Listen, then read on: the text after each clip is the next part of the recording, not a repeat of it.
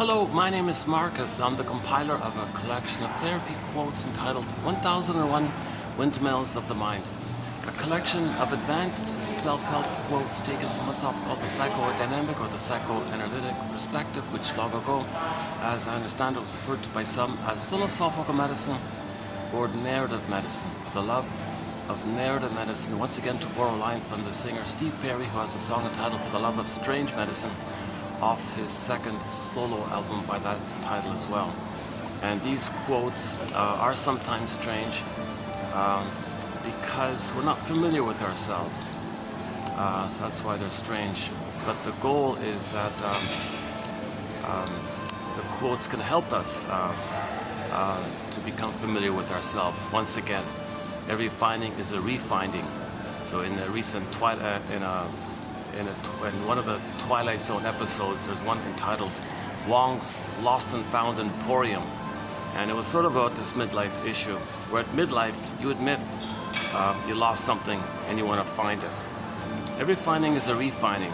So one of the characters said, so it's a fantasy science fiction story, metaphysical idea. So there's this lost and found emporium representing just like a prompt to discuss the idea that we lost something about ourselves and we want to find it. So you go to the Lost and Found Emporium, kind of like going to the therapist's office, basically, or something like that, or the work of self-introspection, the work of reflecting about yourself, the Lost and Found Emporium.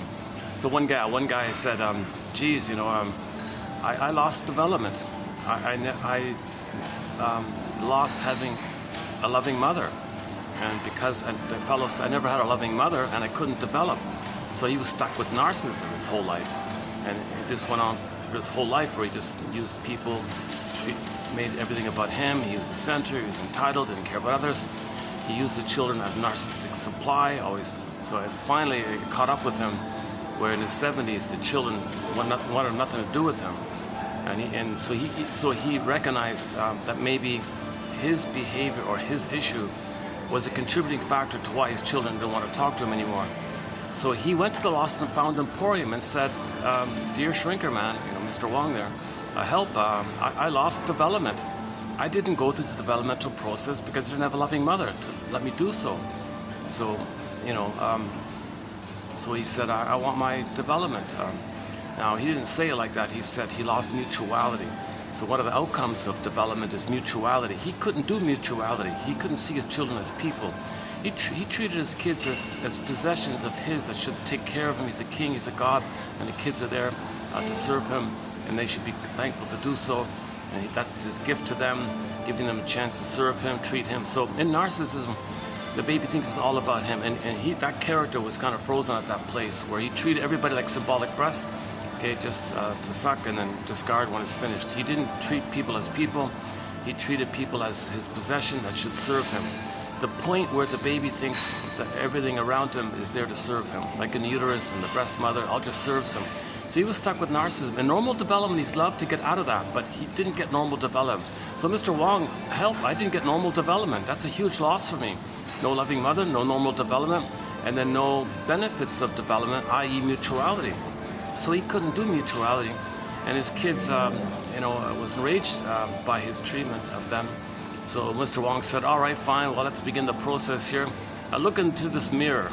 Okay, fine. He started to look into the mirror, and then he started to see what his children saw when they interacted with him. So he looked in the mirror, and he saw what the children saw. So he saw himself, his image kind of morphed into an ugly monster kind of thing. He freaked out and smashed the mirror. He couldn't do it. He couldn't admit the truth. It was hard to. He wanted to. He began the process. He admitted in his speech, I think I played a contributing factor to why my children don't like me. That's very rare for narcissism. Narcissism, they never think they're wrong. They're always perfect. If there's a problem, it's always the other one's fault. Well, they didn't serve me well enough. That's the problem. They always do it like that. But he at least began the second journey in midlife. He went to the Lost and Found Emporium. It means he's wanting to face this issue. So he began the hero's journey. It wasn't complete. He just initiated it, and he had a reaction, but he began it. And he was sitting on the floor, kind of sad about it. Can he pick up on it and continue like that? So he began the second journey in midlife, the midlife audit, the midlife examination period, the hero's journey, the second journey. Okay, it begins, the second half of life, psychologically speaking, begins when you admit something was lost and you want to find it. So he went to the Lost and Found Emporium. I lost development. I lost the capacity for mutuality, person-to-person relating. I was stuck with narcissism, where I made everything about them. And I caught up with them when the kids hated him, and then he felt all alone, miserable, bitter, curmudgeon. And it got to him where he realized, is it something I'm doing? I think it is. And he made this touching little speech. I think it's something on my end. I think I failed them. I feel very badly. I believe I failed them. I couldn't meet their needs. I only saw my needs. I couldn't see their needs. There's something wrong. I really lost something. He lost the whole life of living this selfish life or something. This narcissistic repetition compulsion of still trying to treat everybody like symbolic breast, even his children like that. Everybody like that. So that was a huge loss. So he went to the Lost and Found Emporium. Can I find my development? Can I now resume development? Can I do some kind of process? Well, step one, you got to do mourning. You got to find your story continue to find your story about this, and you got to mourn the loss. If you can mourn the loss, then you're good to go. You can get back your sense of mutuality, because when you mourn, there's an identity, and the identity hatches out, and you separate from the mother that traumatized you. So that when you admit the loss, you're getting your identity. I feel them for I am. So to have the natural feeling would be sadness, then he would have his amness. So if he can face his sadness, his mourning, he can have his amness. Okay, so that now he can differentiate. Once he differentiates, okay, he gets his golden ball back. It's called apprehension. In the Disney film Inside Out 2, that's when the orbs come rushing up, called emotional knowing. It's kind of like the phoenix rising up. Okay, but you got to get the story through. They do what's called belated understanding. You want to now understand, as in his 70s, in his case, what he couldn't back then as a baby. And if you can now understand, piece it together, story it together with some help like that, free association, ride the broccoli boat. So you talk about your life and, and then go on. What does it suggest to you? And what does it remind you of? And you feel stuck. I must have very good reason for feeling blocked or stuck. What's the most painful, annoying thing about this? And I must have very good reason for still feeling stuck. You're right. So you want to validate what you're feeling. You want to keep on saying what it suggests to you, what it reminds you of, and what's the hardest thing about it to help facilitate that. Hold on a second. I'm in the lobby of a hotel here, so it's going to be a little awkward here. There'll be numerous interruptions as usual in many of these videos. I got a very late start here. I tried other venues. Everything's packed, so it's like my last kind of spot here. So this will be a shorter video. That's too bad. I was hoping to I wanted to catch up from last video. The last video was kind of choppy, so I was hoping to make up for it a bit. But my preferred venue is also occupied. Okay, never mind. However my delivery is in each video, the quotes are postable. That's the main thing. Okay, let's go. Let's just finish up with Wong's Lost and Found Emporium. One of the episodes from the Twilight Zone series, 1985, the first reboot of the series. A very good episode. I think that's my personal. I think I haven't seen the whole thing yet, but so far at this point, that's my favorite episode. Wong's Lost and Found Emporium, 1985, season 1. And it was touching that he gave that speech. The highlight was his speech. He was able to admit that as a narcissist, or as a man with narcissist, the personality pattern, he recognized that could be a contributing factor to why his children hated him, because he couldn't do mutuality. He couldn't see his children as people to people. People with narcissism don't see people as people. They see them as things to use, materially. They think they own things, and they're entitled. Oh, hi there. Hi.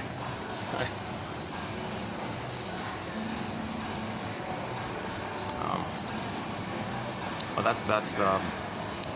She's the sort of like the floating manager.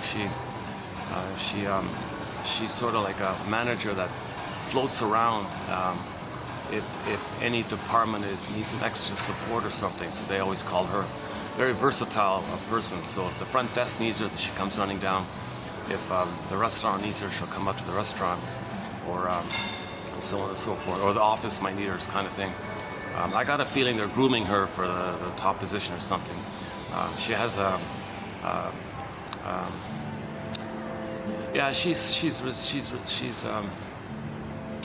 she has a certain inner strength about her, I think. Yeah, she has a kind of a natural confidence. And okay, one sec.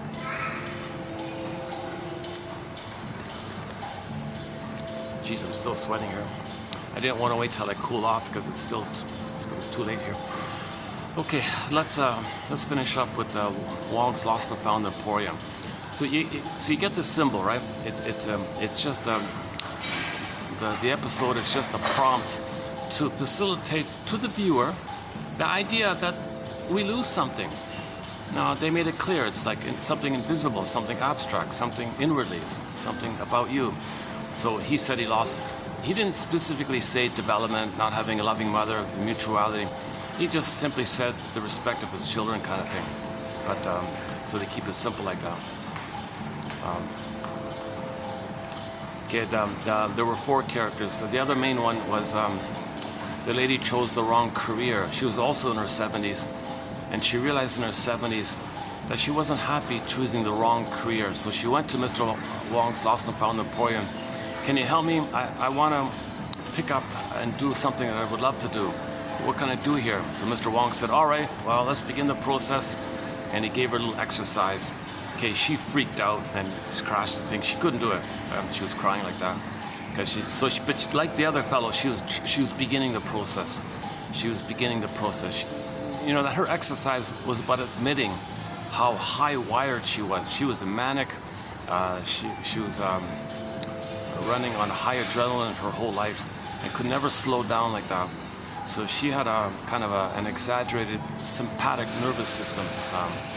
So she was very manic in her life, multitasking, hyper type A personality. So that kind of manic workaholism, it's a defense against feeling.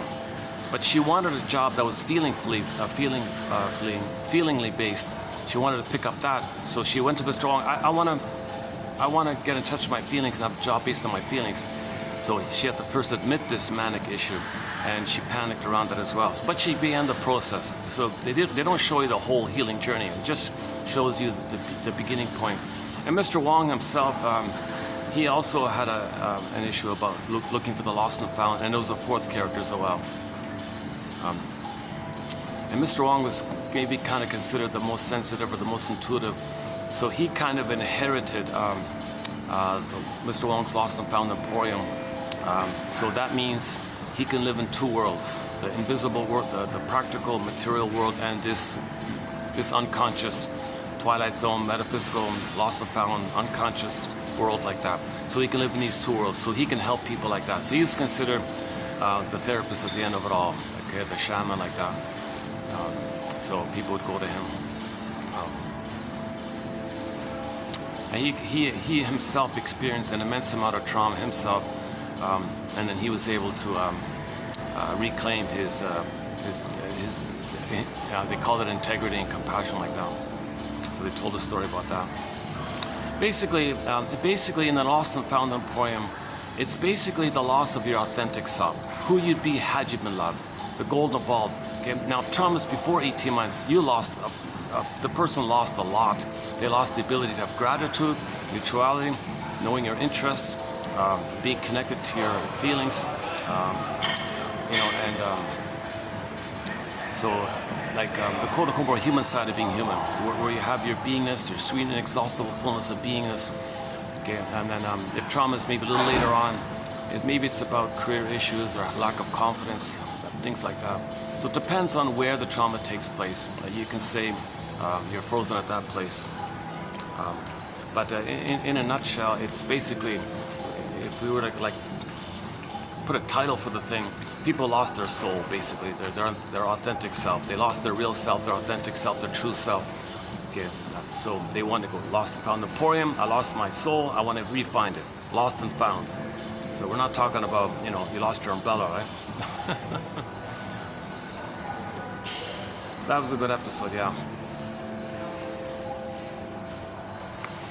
For the past 2 weeks, I've been discussing several of the episodes, maybe almost like 6 or 7, maybe 8 by now. One is called To See the Invisible Man, about narcissism, also about narcissism. The one about the Doberman Pinscher helping the lady. That's a very interesting one about that one. That takes me over half an hour to run through that, so I won't do it again. I did it in the last video. If you don't mind the noise, go to 2 videos ago. I think I covered it better there.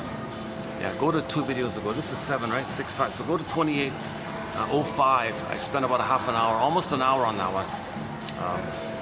A very touching one. It's the most emotional one. I think the most emotional episode of The Twilight Zone, at least from what I've seen so far, is that one about the lady wishing her childhood dog could protect her, and that fantasy went into the fellow who had a psychotic break and saw the dog. So she was okay. It's an interesting topic. Another one was Mr. Motivation one, just a fun little one. A little bit about identification with the aggressor. What's the other one again? The one about the alien. That's about birth trauma. The one about prenatal trauma. The uterus was not a friendly place. He had uterine trauma, prenatal trauma. So he thought the universe wasn't friendly. So he had a very immense attitude of survival. He had immense hostility. He only thought in terms of survival. He thought the world was not a friendly place because the uterus was not a friendly place. If the mother drinks and smokes while the baby's inside, okay, he's terrified, not getting enough oxygen. Mother plays rock music, maybe he's kicking, he's scared or something. Mother takes pills or something.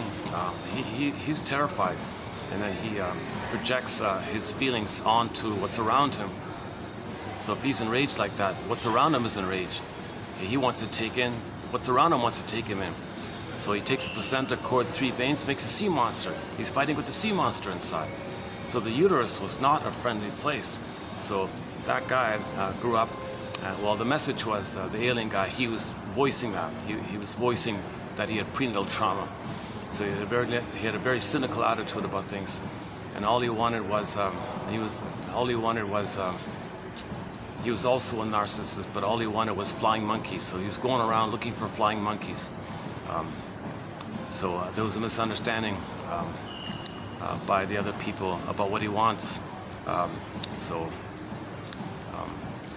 It came at the end that, no, you all failed. Some of you want peace or what? Oh my God, I want flying monkeys here. The universe is, the world's not a friendly place. I want flying monkeys here. I can't use you. I'll go somewhere else. No problem, kind of thing. That was a cynical one. Filled with suspense, that one, yeah. Oh, yesterday we saw a painting called Suspense. Yeah, I would say that episode was very filled with suspense. Yeah.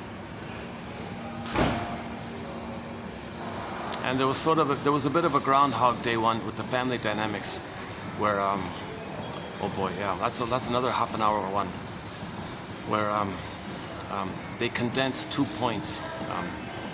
So the couple had 2 children. Okay, the first came the daughter, but the mother wasn't around. She thought the daughter was terrified of her mother, so she depended heavily on the connection with the father to protect her from the abusive mother. And father wasn't around, she thought she'd be a goner with the mother in her memories like that. So she heavily depended on the connection with the father and wanted a consistent, secure line with the father like that. Now the father can't provide what was missing for her, but at least he can be there from her perspective, that he would protect her from her, the mother. So she heavily depended on him. And if she did expect more, obviously the father can't, but at least he's providing protection for the mother. So this daughter really had a very, it's like the last hope for her. Please, Father, protect me from your abusive wife, my mother. So she had a real close bond like that. Then when her younger brother came on the scene, oh my God, you're interrupting things, get out, get out. So she didn't want him around because if his presence interrupted the bond, she panicked like that. Mother's gonna attack her. So she was terrified. So she had the fantasy, I wish she wasn't there kind of thing. So the poor baby, oh my God. I mean, the poor son like that. Oh my God. Jesus Christ. He feels guilty. He did something wrong, but he doesn't know. He doesn't know what he did wrong, but he feels like he did something wrong, but no one would tell him. The sister wouldn't tell him. He didn't know what he did wrong, so he felt this immense sense of guilt that he shouldn't be around, and so he had nightmares in that. That's part A. Part B, turn the page. Part B was, they're condensing two main ideas. So the second, the part B idea, turn the page idea was, another case scenario is that they're condensing here, is that sometimes when a mother has a daughter, for some reason, you know, the mother might hate herself, so she hates the daughter, or something like that. But when the son comes on, she may be overly attentive and over-clingingly and demanding and engulfing and impinging on the son like that. And the poor father sees this, and he feels helpless in this case scenario, because the mother's saying, husband, I don't need you anymore. I got what I want. I'm going to gobble up the son. I don't need you. Get out of here, kind of thing. And the father, usually fathers say, fine, I'll sacrifice my son. Leave me alone. I'll go to the garage, play with my hobbies. So she boots out the husband, thinking she got what she wants. She's going to parentify the son, brainwash the son, take care of her, like that. So sometimes mothers create a mother complex like that. So this is called the Jocasta issue, where she engulfs the son like that. So the father feels helpless, says, fine, take him, sacrifice, leave me alone, let me be free. I don't know what to do here. And then the son doesn't want it like that. You know, he would love to escape from this and connect with the father, but the father already gave up, kind of thing. So it's like a family system thing. So he leaves it like that. And so for more on that point, go to Overdependency, nfb.ca, 30-minute video called Overdependency, 1947, old film from the mental hygiene movement back in the 40s, 50s, and 60s. It covers that point like that. That the son went to the garage. Father said, back off, leave me alone, get out of here, go back. I want nothing to do with you. I already sacrificed you. She wants you. She doesn't want me. So he was kind of jealous like that. That's ironically, that's better than the other case scenario. The other case scenario is the father is so upset that the son is interrupting the connection between the parents that the father wants the son gone. Okay, so this youngest child in that episode, okay, he was living a nightmare of the two condensed. So this guy grew up, had these terrible nightmares, and he's repeating these nightmares of being guilty. So they did it like a courtroom thing everywhere, and he'd see his father guilty. Okay, he'd see this, he'd see, like sometimes the father would play the judge guilty. Sometimes the father would play the district attorney, you're guilty, or sometimes the father would be like the minister, like you're guilty, or something. He always is guilty like this. So and he had this. It was a nightmare that he was looping around, repeating. Now, to get out of that, he was meant to know the story. He was meant to know why is he guilty. Like, he doesn't know why he's guilty. So he was kind of like trying to fish around and understand why he feels guilty. There's the GM there. Let's see.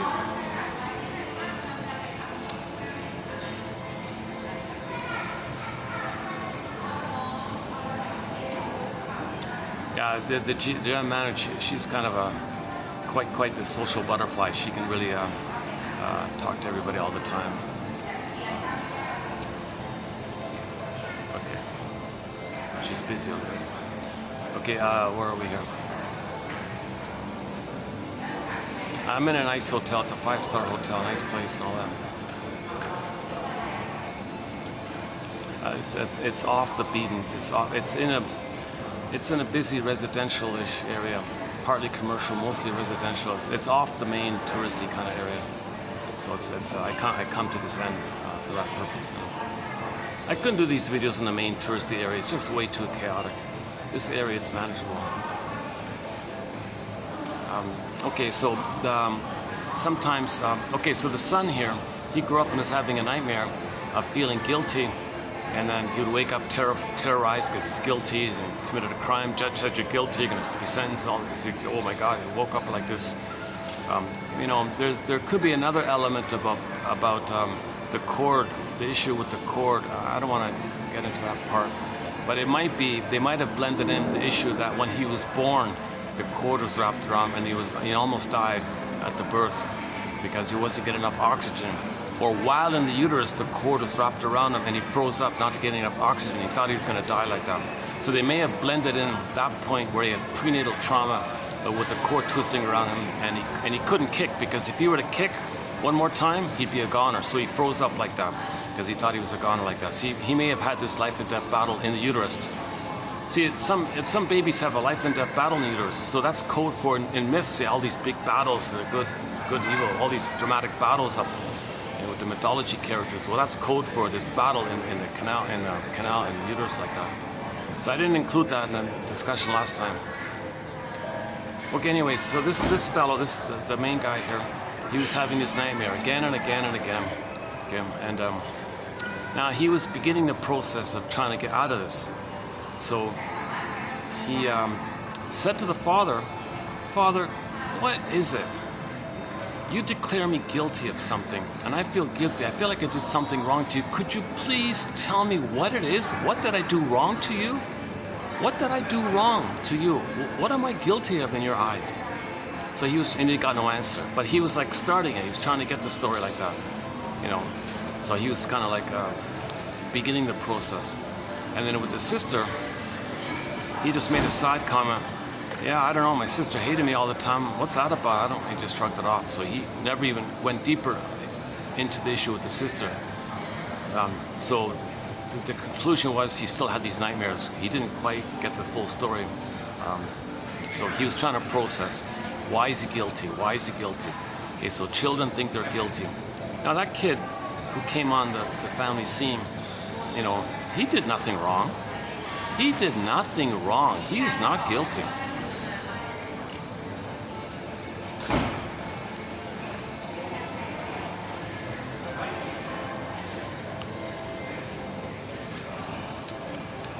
Okay, she's gonna skip me this time. Okay, that's fine. Okay.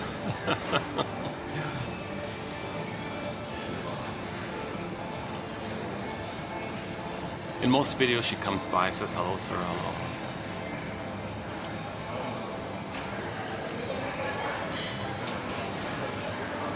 Okay, so yeah. So let's pause for a minute for this poor son. This boy who came on the scene, he did nothing wrong. But the father's blaming him for his unhappiness with his wife like that. And if anything, the problem's with him and his wife. But he's blaming his son. He should be protecting the son. No, dear darling, you don't engulf the son and parentify him, make him take care of you and forget about him. It doesn't work like that. The wife says, well, I'm bored with you. I get more fun controlling and dominating my little boy here, because I'll turn him into a permanent supply, and I'll always feel safe, and he'll always attend to me and see me and respond to me, and never let me feel alone, and don't question me. I'll be number one. He'll be a supply. Yeah, but he's not meant to do that for you. He's not meant to be like a symbolic breast for you. Okay, you're not meant to use children like that to your end. Oh, what do you know? A mother knows best, kind of thing. So she has a lot of power like that. So there's not much the father can do to intervene in that kind of situation, right? But ideally, he would find some way to, let the son connect with him. So, and then he can, maybe the father can partially heal the issue. So that father didn't do any of that. So if anybody's guilty, the father's guilty, right? Or something like that. And the mother's guilty, not the son. No children ever, no baby's guilty for whatever's going on. That's nonsense. The babies are completely vulnerable, and they have this innate expectation to have an extended paradise with their mother, a blissful oneness for the first 4 to 5 months. While the infant dual unity is like an egg like that. These can be fed and nourished, seen, accepted, feel safe, and have the memory of being safe. Kind of like an egg nourished in the egg, then he can hatch out. He's meant to hatch out naturally out of an egg-like condition, psychological egg like that. So if he doesn't get it, he feels so badly. Is it because he did something wrong? That's why? No, the mother did something wrong. Okay? She was impaired. She was in pain from her past, and she couldn't be emotionally available with the kid because she felt so much pain from her past, and all she sees is that past. So the present for her is still a mirage of her past. She only sees the past. Yes, materially she understands the baby's her baby in the present, but she's going to relate to the baby in the present as a new edition of her past, where she casts her own baby into the role of her back then, okay, and then she plays the shaming mother and replays what happened to her, using the baby as a proxy of her. So in the replay, the baby's her, she plays the shaming mother, she shames her own baby thinking the baby's her, and she's the shaming mother. Part A. Part B, she wants to hocus pocus, auto-hypnosis, shape-shifting, primary process thinking, primary mentation. As she's shaming the baby who's playing her, she thinks the baby she's shaming is the mother who's hurting her. Now she's angry and wants to control the baby, meaning controlling the mother. This poor baby is not being seen like this. He's being used in some kind of terrible battle that the mother has that's unfinished and unresolved with her mother. She's got a lot of pain. How can she love if she's filled with so much pain like that? So she can't relax to love the baby. She can't even see the baby. She's just got to get out of this pain. So she's going to replay that interaction, hoping for a better outcome, hoping for a magical time machine to change the past, hoping to get out of it. That's the issue with trauma. When there's trauma, we repeat. Now, the positive side of repetition compulsion is that if we repeat, we can kind of make an inference of the story. When we get the story, we can stop repeating. The idea is to get to observe, look in the mirror kind of thing. Yesterday we saw the mirror there. And make the inference that what you're repeating is a communication to you of what happened in the past, but you don't remember. But you replay it in an attempt to remember. If you can remember, you stop repeating. That's Mr. Freud's most famous essay, Memory, Repeating, Working Through. You don't remember. We don't remember this kind of trauma. So we repeat in an attempt to remember, trying to remember, experimental efforts to remember. We're trying to remember. But you got to treat it like that, and then be a detective and piece it together, make inferences. Could it be this? Could it be this? And then just the clues like that. You got to be a detective like this. So you want to piece it together, and then if it feels right, and you get like a feeling by it, emotional knowing by it. Okay, then now you know what you couldn't back then, and then you felt what you couldn't have felt back then. That's the release like that. Then you could be in the present, enjoy the present. Many mothers don't do this self-reflection. They just repeat onto the children what happened to them, and then hate the children, thinking the children is their mother back then, because when the mother was traumatized herself with her mother, she had a fantasy she can control the breast, devour the breast, gobble up the breast like that. So she's going to gobble up the child like that, the son like that. So she's just dominated by this desire to get mother's love, dominating the son like this. So she doesn't care about the father. Just pay the bills, will you please? She doesn't care about the relationship with the father like that. She's got this compulsion to get her needs met. Her need was to get that oneness with the mother who's missing. So she treats the baby as the missing breast that she possesses. She has a baby and thinks the baby belongs to her. Can you believe it? She's coming from the place where she herself was a baby, thinking the breast belonged to her. They call it the mama, the breast mother, as a distinction from the mother as a person. Babies treat the breast as some possession, like a thing they possess. Imagine two circles that overlap each other, and the child thinks that the self-concept, the mother concept, blurred together, two circles overlapping, looking like one circle. Okay, so he owns the whole other circle, and it's like two circles is one circle. That one circle, double in, he thinks that's all him. He possesses that kind of thing. So he didn't get enough. The mother's frozen there, has a baby, pulls the baby into that overlapping circle that she possesses. So she thinks she controls the baby and makes all these excuses. Well, I gave him a life, mother's rights, makes all these kind of mother knows best. She uses all these tactics to what they call rationalization, to explain away, because she's got this compulsion to lie, to deceive, to keep getting that supply. Okay, so in narcissism, okay, it's all about this supply business. So what do they mean by the phrase narcissistic supply or ego food or emotional vampire? What does that stuff mean? Okay, narcissistic supply. So if let's stick with the mother here. So if the mother didn't get that oneness with her mother, okay, she didn't get that time of oneness where the baby and the breast are one, and he owns the breast and it's one, and the breast is serving him, feeding him. Okay, so during that time, the baby thinks autocratic like that. He thinks he's in this little self-sufficient, omnipotent bubble like this, where he's like magical and powerful, like a king, little god. He can take care of himself, doesn't need anybody. He's self-sufficient like this. Doesn't know yet that the breast belongs to the mother, who's a separate person. Later on, that comes on. But if he's traumatized prior to that point, he's still at that kind of place called narcissism. It's all about him. He's the center. He's entitled. So he didn't reach the place of gratitude and love for others and seeing others as people. The psychic structure for those qualities is what's called differentiation. But to get differentiation, he needs to be loved by the mother, i.e. get his needs met with the mother, to feel safe enough to hatch out of the egg of the two blurred up, and then his self-concept can hatch out, and he has a self-concept that's out of the mother concept. That didn't take place, so he goes through life thinking everything's about him like that. Okay, so if there's trauma that early on like this, it leads to the narcissistic phenomenon. Okay, now there are a variety of personality patterns that can develop when there's trauma post 18 months. So 18 months is the time when narcissism mainly dissipates. Okay, so between the uterus time and up to 18 months time, whenever the freezing takes place, whenever the freezing takes place during that spectrum of time, all of the personality patterns that spring about, okay, when there's trauma up until 18 months, okay, it's going to lead to one of the various stinger personality patterns, okay, the various narcissistic types. So we're familiar with the cookie cutter, dime a dozen, overt exhibitionistic one, the selfish, don't care about others, jungle slogans, who cares, my greedy, your greed. They're very, okay, lack of feeling, lack of an immense sense of entitlement, an immense sense of indifference to you. And if they get something from you, well, it's theirs anyways. It's supposed to be like that. And if they don't get it, who cares? And if they don't get their supply, they're enraged because they think the source of supply is their possession, so they want to control their possession.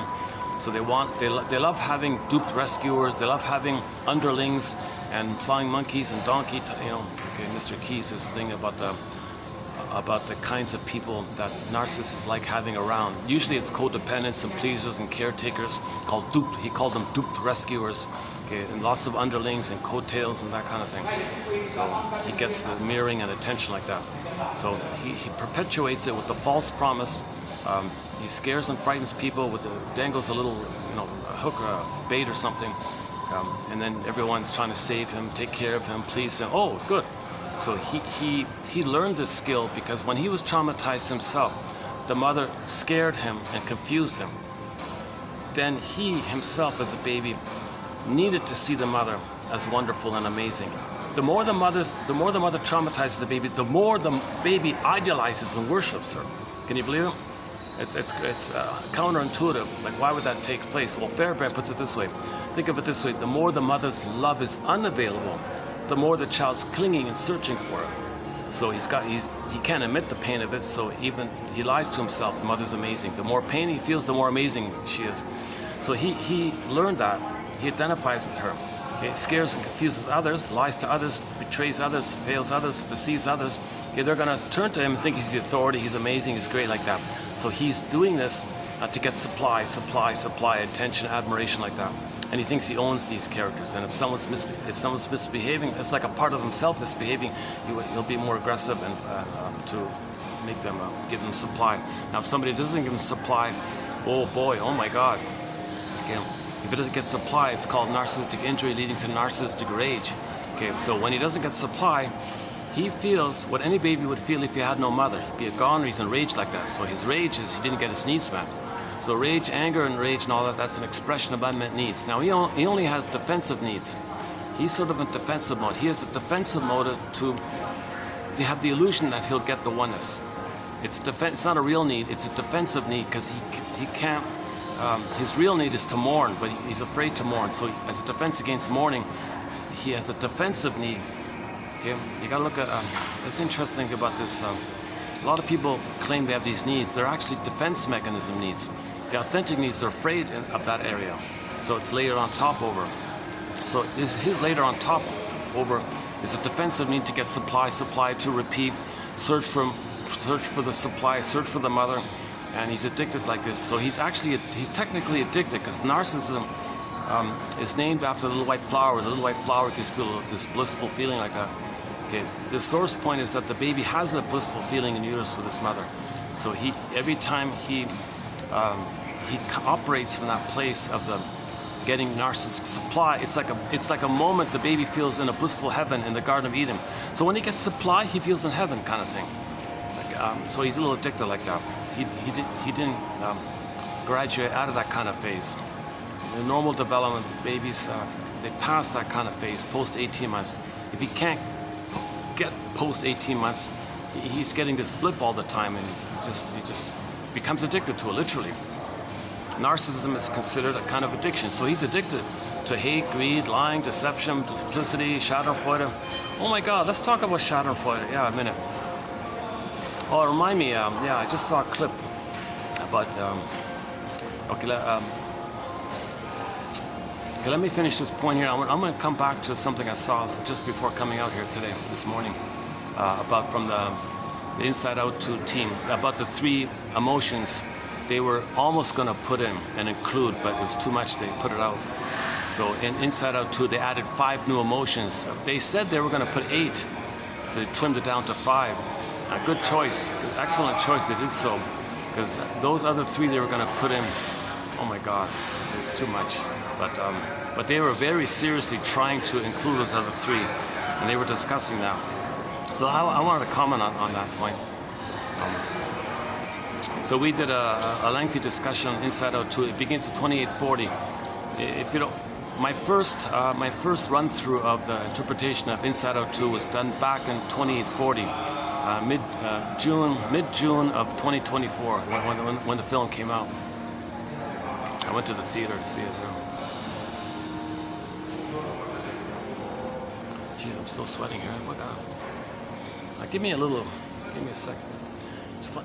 One thing about this hotel, nice hotel, but they for some reason, it's kind of, I think they're saving on bills or something. The AC is never really, well, it might just me. Maybe I was just, by the time I get to these venues, I'm usually kind of pretty hot.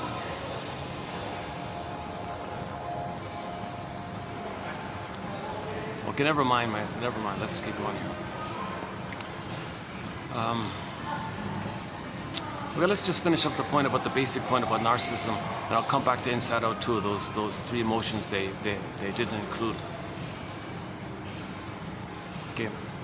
So first of all, we did 6 videos on the work of Kimberly Harding's book called "You and the Narcissist" about a month ago. Those 6 videos are excellent, I thought. Those quotes by Miss Harding, Professor Harding, I thought offer a clear, crystal clear sum up of the symptoms of narcissism. The issue of how they're entitled, it's all about them. Now, most people know about this by now, but so she offered a nice little sum up of it all, I thought. Plus, there were 2 videos by a guy named Drew Keys, and we're currently adding quotes by Miss Elaine Golem, also on the topic of narcissism, from her famous book on the topic called Trapped in the Mirror. So let's pick up on that, Trapped in the Mirror. Narcissist looks into the pool of water, sees the reflection, he's trapped, stuck. Okay? So that means babies think they're in a oneness with themselves. Okay? In uterus, it's them. So it's all he sees is him. That's what he thinks, right? Let's just say everything was okay in the uterus, okay? And when he comes out, you know, and he's with the breast mother, okay? He thinks that's him. The breast is him. Okay, that's the narcissism. Okay, so he's frozen there because he was traumatized. Something went wrong, misattuned, malattuned, rough feeding, scheduled feeding, bottle feeding. There's disturbances where the mother's misattuned and malattuned, doesn't meet the signals, doesn't get the cues, because if the baby's removed, the bond is broken and the line of communication is broken. So the mother doesn't know what the baby's signals are, because the continuity of the oneness was broken at birth in many cases.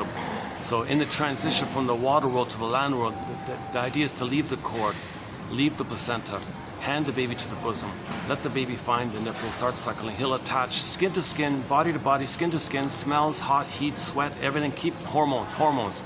Mother produces lots of hormones at birth for the baby to attach, to keep that oneness, that feeling of oneness. Okay. Skin to skin means the emotions in the child's body. Okay.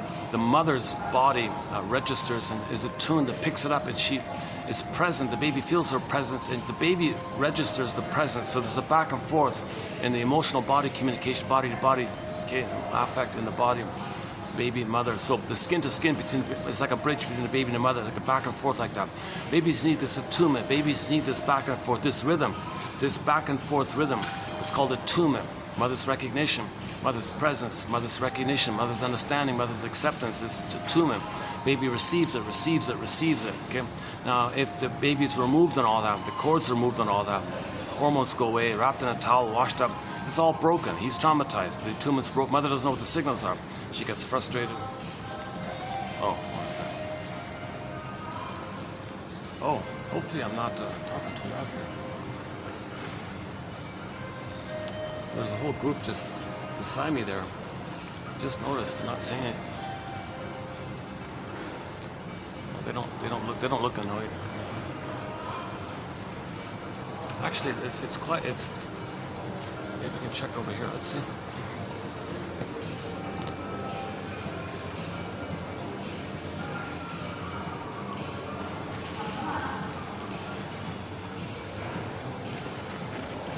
I guess it's okay.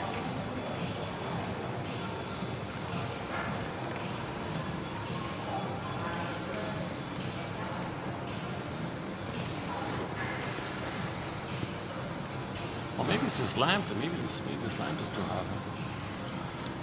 I gotta get the light here. Okay, what else? Yeah, trapped in the mirror. Okay, so Narcissus and Echo are not separate characters of some kind of outer story. Okay, they're personifications or symbols. They're symbols. Symbols are not real, but they point to something inside that's invisible, that's real. Okay, so in the myth of narcissism, you got the two main characters. They're both pictures of inner dynamics. They're true on the inside, not on the outside. So Narcissus is stuck looking into a pool of water, okay, and he never graduated out of that phase. Okay, he never got enough love to leave that oneness where he thought it's all him. Babies have a blissful oneness, and it's all him, King God, all him, all him. He's the center. Psychic play, only one character, center stage, but he's trapped in the mirror. He sees himself like that. Everything. It's like Miss Harding says, you know, think of it like how a child plays with their dolls or something. The child is sort of the center of it all, and she assigns roles to the dolls, but she's the center stage of it all. All right, doll number one, you play this role. Doll number two, you play that role, etc. And she plays with the dolls like that, let's say, but she's the center, and they're just dolls with roles like that, but she's the center. Later on, the child realizes, oh my God, okay, enough of this, and there's a real world out there with real people. That's where the fun is. So she graduates and leaves the doll world like that. Now, in narcissism, they never leave it. They're stuck there in the dollhouse. So she has this thing about the dollhouse like this solipsistic bubble where he assigns things, and they're things, and he's getting fed, and he doesn't have to acknowledge the feeder, because it's just things. So that's not acknowledging that somebody's feeding him, but he's getting fed. So he wants to be fed, he wants to get a supply like that. Okay, so again, Narcissus is trapped in the mirror, okay, sees the reflection, frozen like that, just sees himself. People always say he loves himself like that. Okay, so he's in a blissful place like that. Okay, now because the story ends with him turning into a white flower, okay, that means he never got out of it. So what about his authentic self? What about his beingness? So Echo is a personification of a person's beingness, their beingness. So they create a picture called Miss Echo to represent his beingness. Usually it's a lady for the fellow and a fellow for the lady, whatever. That's not important. Some people think it's always a lady. Mr. Young confused the issue with this anima stuff. You know, he kind of confused her.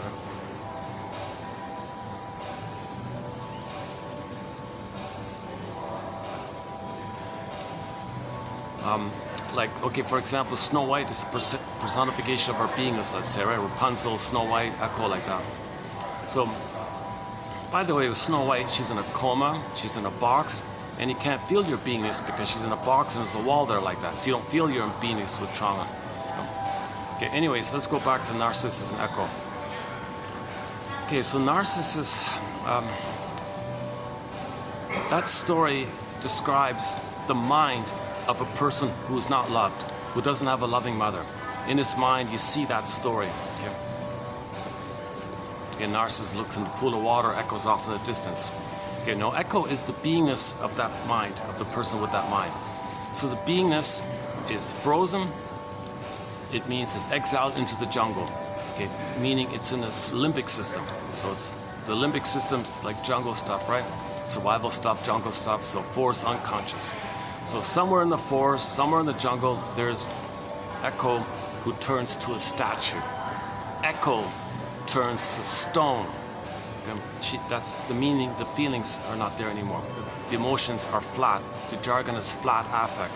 Another jargon is athimoalexia, no feelings for your words. Okay, the child can't have feelings. It's too pain, so it freezes up, sends it away, kind of thing. Like Snow White's in the box, like Rapunzel in the tower. Golden ball goes down the well. Joey and Saturn zooped away and inside out too. Miss Core in the field, Earth opens up and she gets pulled down. Iron John in the cage. And all these characters that represent our beingness, or the golden ball for the feelings, positive feelings related to the beingness, okay, they both go away like that. So Echo, underappreciated point, I don't ever hear anybody talking about Echo becoming a statue. Okay, that's a symbol that the feelings are all dried out hard like that. Sometimes it's ashes, sometimes it's frozen, sometimes it's petrified, like the petrified frog. Okay, the frozen is like the frozen woolly mammoth way up in Siberia or wherever it is.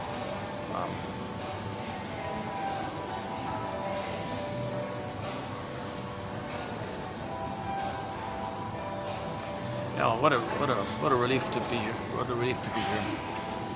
This is yeah.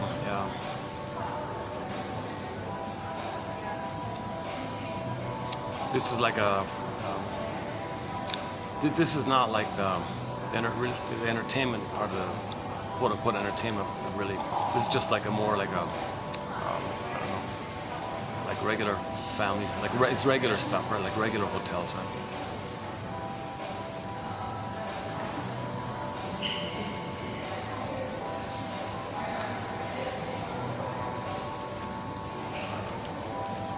I always try to wear my best shirt when I come here.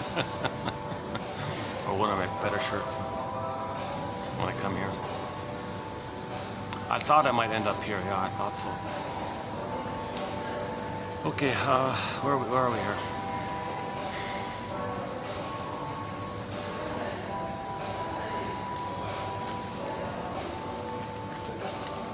I will be doing 2907. 2907, this video. So we're currently in the middle of Miss Elan Golem's 2 books, Trapped in the Mirror, and her sequel called Unloved Again. I prefer that sequel, that follow-up book. So we'll get there in a minute.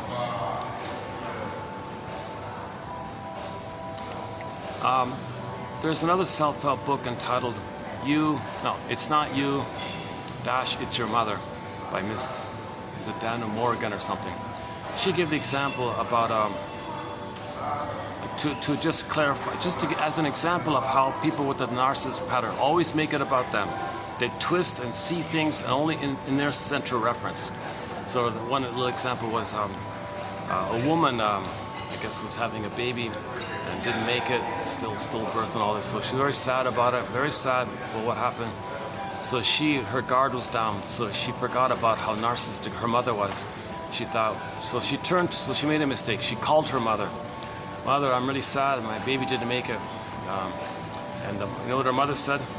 Oh, now I don't have a grandchild. Made it all about her. The issue, she twisted it, made it about her. Oblivious to the feelings of her daughter like that.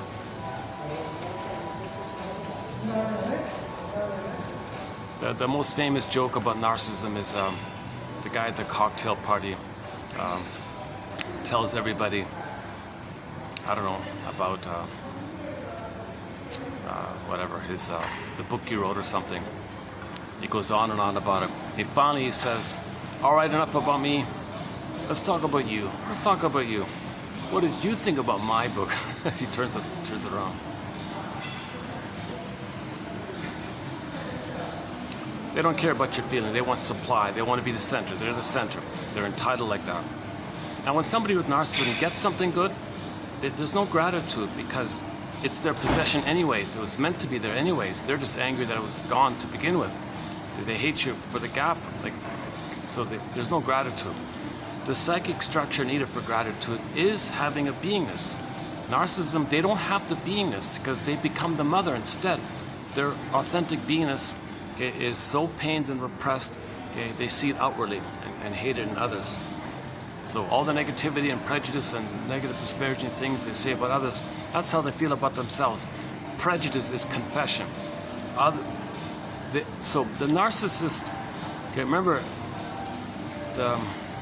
everything around them is one with them. So what are they? They got the shame self and the dangerous mother. So they see everybody as they're no good self, or others are dangerous, like the mother. That's why narcissism, they don't trust, they can't talk about their feelings, they can't make an I statement, they can't free associate, okay, they won't go to therapy because that's trust. Why? Because everyone is their shame self or their dangerous mother. So if they think everyone is no good or they're dangerous and they flip it around, how do you relate like normally like that? Narcissists need people to shame to make them unaware that they feel shame inside. They need somebody to hate so they don't hate themselves. They do hate themselves, but they make themselves unaware of it when they find someone else to play proxy of their shame self. So it's called externalization and projection. Your attention is out, it distracts you. It's a defense to get you out of the pain of you feeling shame like this. Oh, there's the boss. Hi there. Hi.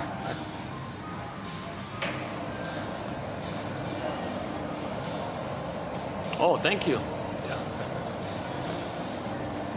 I don't know if she's doing it for me or it's just a routine here to get more light.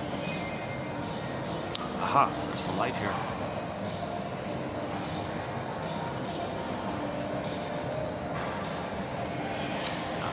If I had played Joni Mitchell's song, This Flight Tonight, if I had the funds, I'd be on This Flight Tonight, made popular by Dan McCafferty. And my disclaimer again, I'm not a shrink, I'm not a professor, midwife, doula, nutritionist, gynecologist, cultural anthropologist, historian, archaeologist, chemist. Well, I'm none of these things. I do have a BA. That's something, right? Not too much, but it's something, I guess. I'm the compiler of the codes. I have not been analyzed, so keep that in mind. Okay, it's not about it. The thing is, it's between the person, any person in the quotes. Okay, each person, it's meant for each person to build their ego, to build their. So these quotes help a person to build a basket.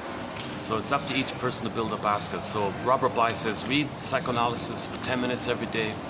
That's what we have here, right? So hopefully 1 out of 10 will be of interest.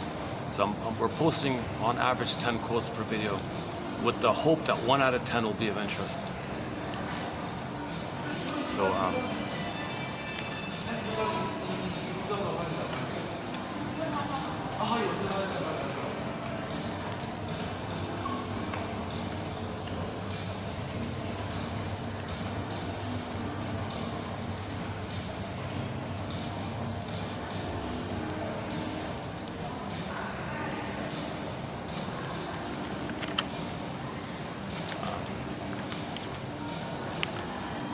okay, we'll get to these in a minute, yeah.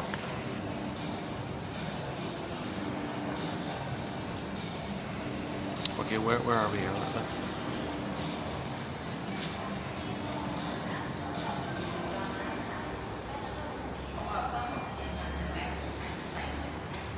We were talking about the myth, narcissism echo.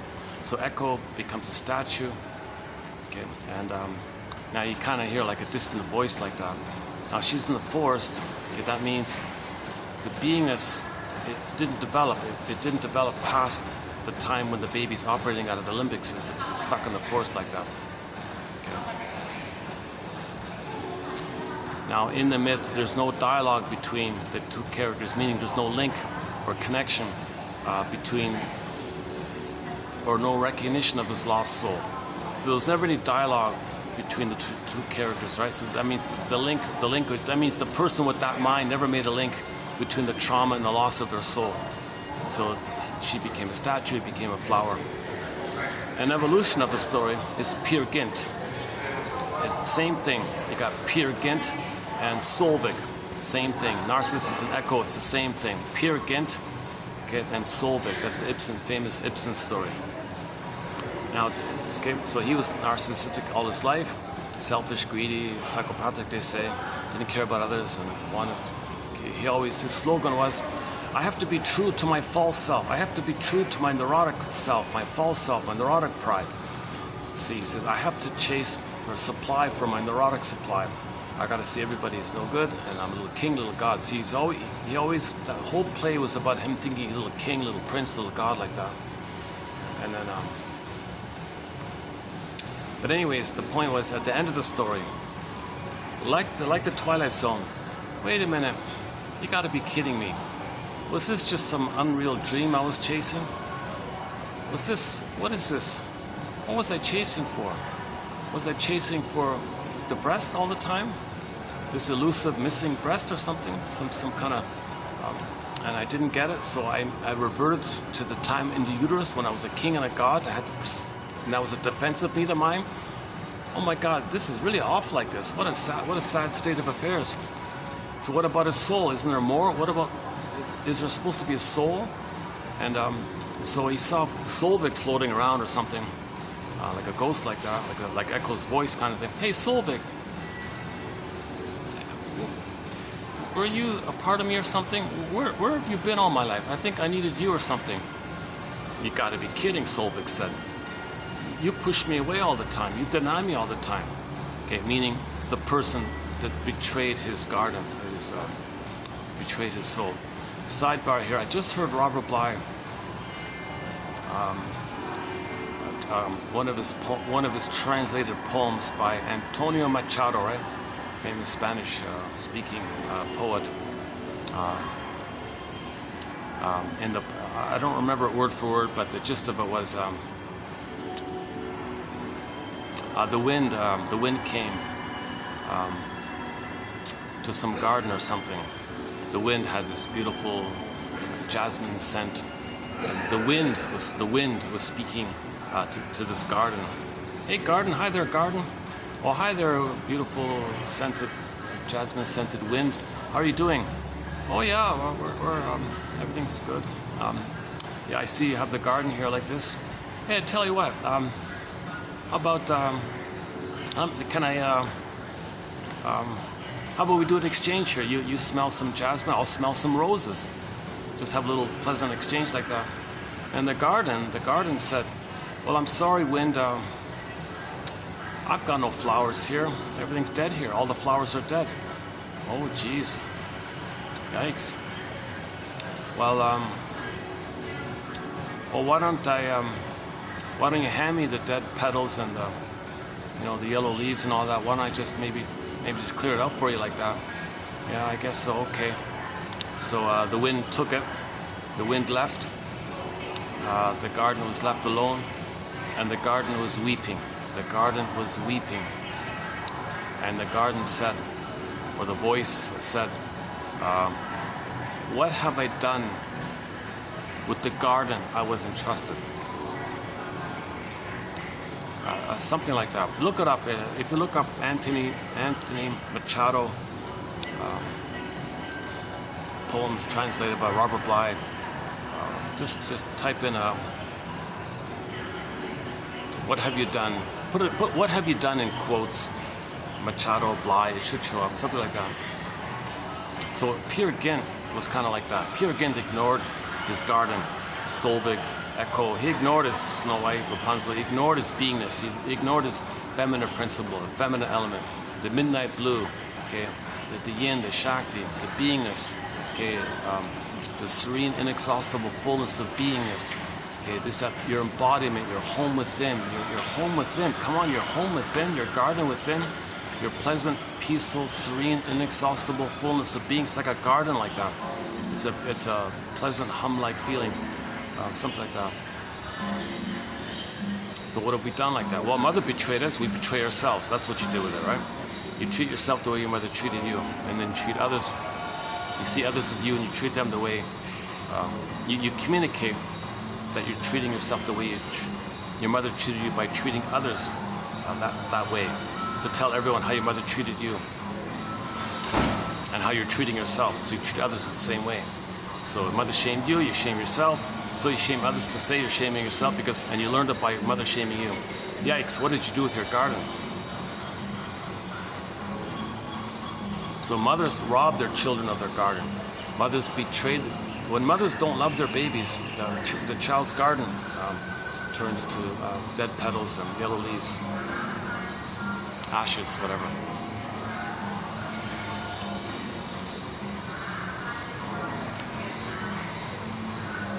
Oh, is the lighting better now with the, like this? Maybe I can sit back here. What's that? Can I do it this way? Give me the rest. These chairs aren't too. They have this awkward, scoopy, leaning back thing. So. Let's give it a try. Oh, jeez. Okay. Oh yeah, it is. Okay, let's give it a try then. All right.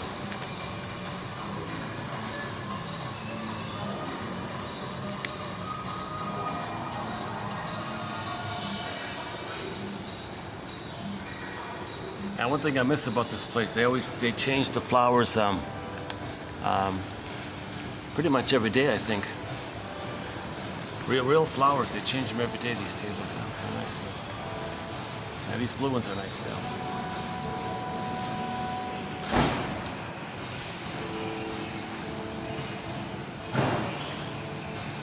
Okay, let's just go back to trapped in the mirror. So that's the source point, that's the thorn, right? That's the point where he's fixated. Stunted development, arrested development, developmental arrest. He's kind of fixated where he didn't get the oneness needs met. That translates to later on wanting supply, thinking that some kind of supply in the present can translate to some magical time machine appearing. He goes back to the nursery and the supply morphs into the good breast who loves him. It's nonsense, it's not making sense. But that's the thing with trauma. With trauma, we have this unconscious hope for the fulfillment of old unfulfilled needs. In a future quote coming up, she said, or he said, was it? Our childhood conflicts, we carry them into adulthood in disguised form. It's still going on. Ginger Rogers in the film Lady in the Dark, she said to the shrink, I can't believe it, Shrinker Man. Okay, play Katie Lee's song, Shrinker Man, wise me up if you can. We have 4 songs by the singer Katie Lee on our soundtrack. Shrinker Man, must be something psychological, repressed hostility, blues, and properly loved. So back to Shrinker Man. So Ginger Rogers said, Shrinker Man, I can't believe it. I can't believe that my life is a continuation of my childhood conflict. I carried it all my life in just some kind of disguised form. Shall I compare thee to an onion, right? So you look underneath it. It's still the old childhood conflict. So when we have a childhood conflict, it's pain, it's unresolved, it's unfinished business. We want mother's love, so we get out of that pain. Now, it doesn't work. You can have 1,000 lifetimes repeating. It doesn't change the past. But the idea about repeating is to know the past so you can admit it, and engage in what's called the mourning process. So the image is you lift a thorn and the weeping takes place. All of the joy for which you pray is 100 tears away, because then you get your identity when you weep. When you're sad, Mr.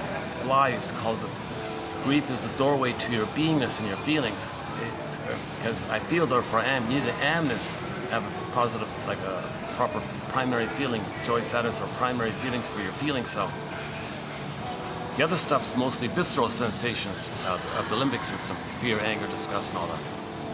Shame, and so Schadenfreude, all that stuff.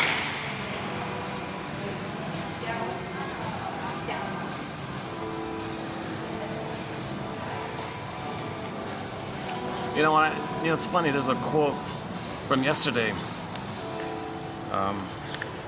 It's funny, it got me thinking. She said, back in 06, where was it? Can I find it quickly here? She said, if you place too much value on getting approval from your false self, that's a vote of no confidence to your true self. So occasionally you'll see people really, really over the top with plastic surgery and changing their face and almost everything. My God, that's a lack of no confidence of your true self. Where is it? Let's see. Here. Okay, 6. Hold on a second. Can we find it here quickly? Wait, here we go. To be loved for what you are not. So there was a person who passed by with a very, very, I don't know. Everything was changed. The whole face was changed or something. Everything was changed, basically. You have no idea who the person really looks like, really. To be loved for what you are not, or who you pretend to be, is a vote of no confidence by you against yourself. So however that person looks without the surgery, she had no confidence in that. She has more confidence in the plastic surgery, getting approval from that. It's not going to work. Who wants to be loved for something fake, right? You're not being loved for your authentic self. No one can see your authentic self. So it's a real wall like that, a real rejection like that. You're rejecting yourself like that. We don't have a thread on that kind of area about the plastic surgery and all that. Only one. One about the seduction. Women use seduction as power. Okay.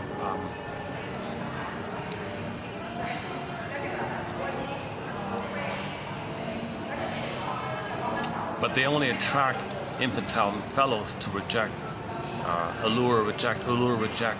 So they want to allure, reject, because as a baby, the daughter felt allured, rejected. So identifies with the aggressor, makes herself alluring as possible, allure, reject. So this gambit or this routine, it's a repetition to know the original thing. Okay, let's just go back to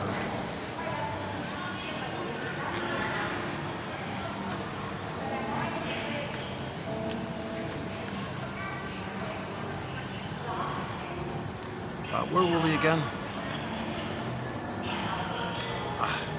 Where was I? We were talking about shrinker man.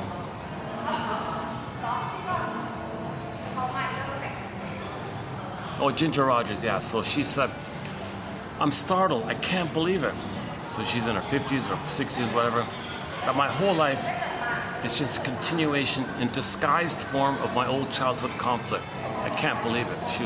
She had this very convincing felt moment. I can't believe it.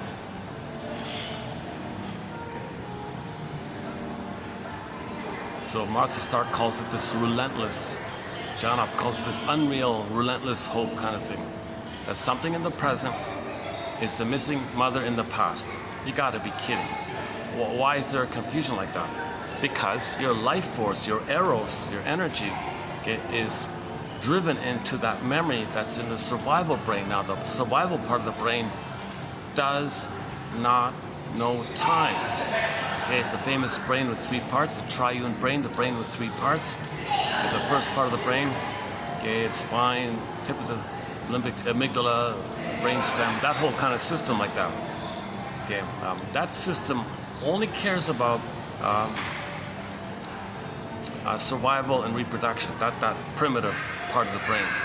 Okay, and you can nickname it the salamander brain, the iguana brain, the gecko brain, okay, the lizard brain, the snake brain, whatever. Oh, the lindworm. Oh, Robert Bly talks about the lindworm. Pick your favorite creature in that kind of area. Okay, crocodile, whatever. All those creatures only care about the instinct or compulsion to survive and reproduce.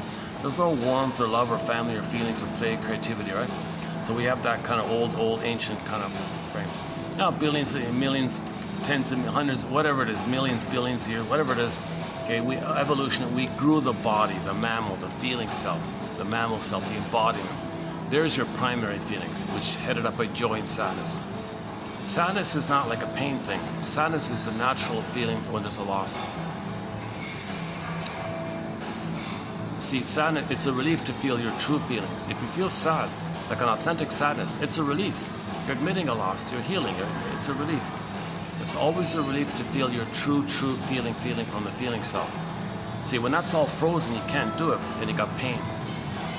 And you want to blow out steam, anger's there, blowing out steam, pressure cooking, blowing out steam, and you still got the pain there.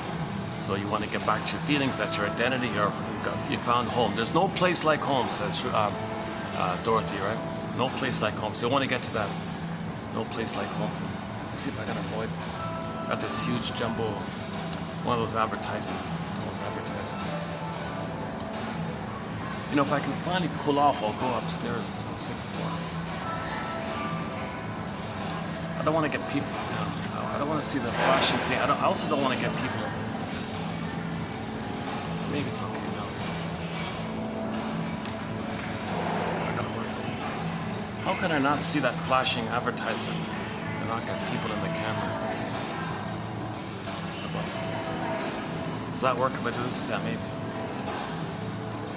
Oh, that's okay, the backward. How about that? Okay, let's try that. Does that work? Okay, let's try that. Well, this might be the best way. Yeah, okay.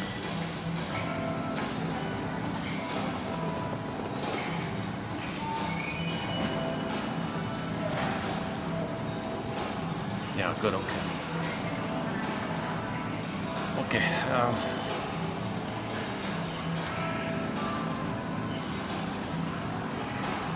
Ginger Rogers, yeah, okay, Ginger Rogers. The movie's called Lady in the Dark. I looked for the original play of that thing. It was originally a play. It was meant to, apparently it was an analytic play, like a therapy play. Gone, lost, unavailable, I can't find it. I searched and searched, zilch. There's only one side comment. I found one comment. The guy said they deleted it and made a film version of it, but it's only like 1% of what the play was. It's basically a different thing. So we lost it. I don't know who got rid of it. It must have been a very, people were lining up for weeks at it. People were lining up to see this. It was one of the best analytic therapy kind of plays called Lady in the Dark, like that. It's lost. What a sadness. They should have filmed it. It should have been on film. Or at least keep the script for it. Can't believe it.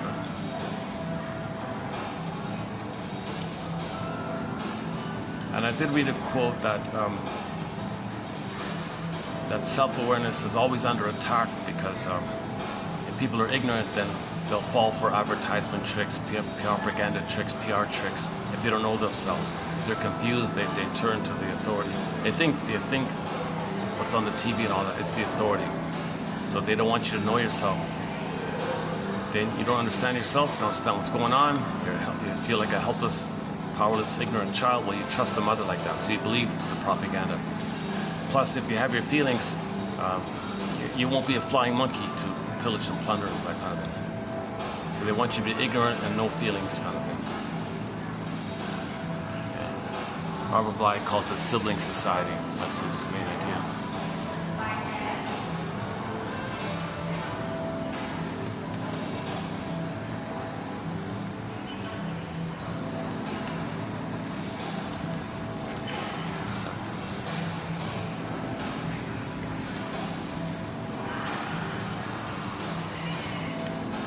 Oh yeah, oh here's a fancy car. What's this?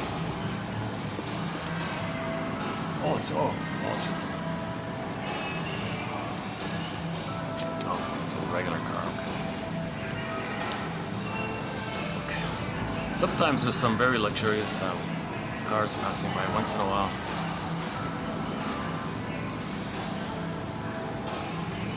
Okay, let's get back on track here. Yeah, let's get back on track here. In a minute. Let me take a sip of coffee here.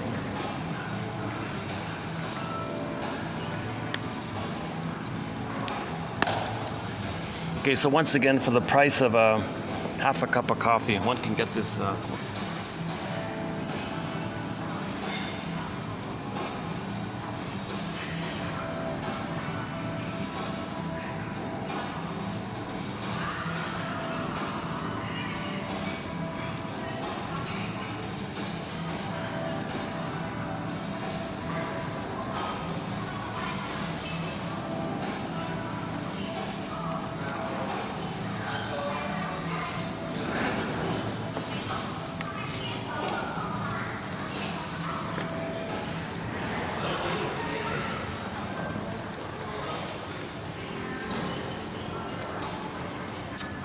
let's get back on track here.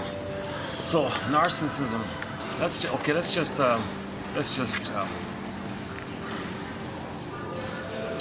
end it there for that part about Ginger Rogers.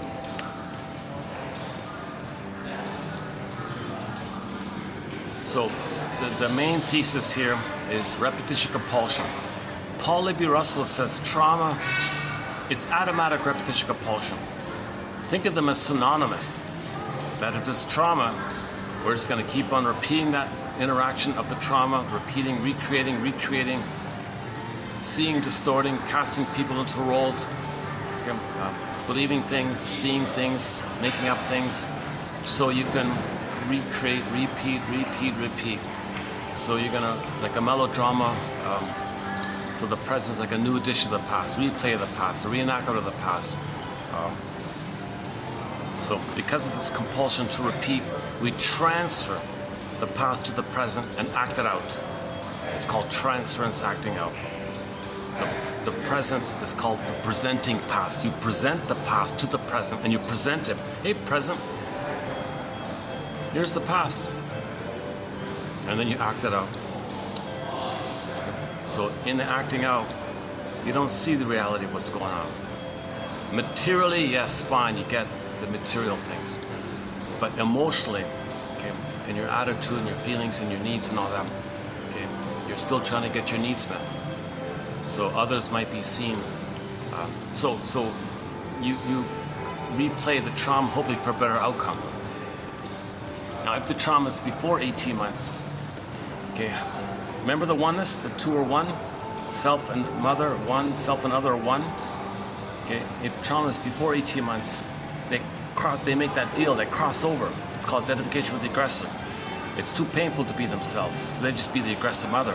That's what they mean by the deal with the devil. Okay, the baby creates an imago, a picture of how he felt in relation to his mother. That can be any kind of character that's devouring and dangerous and rage like that.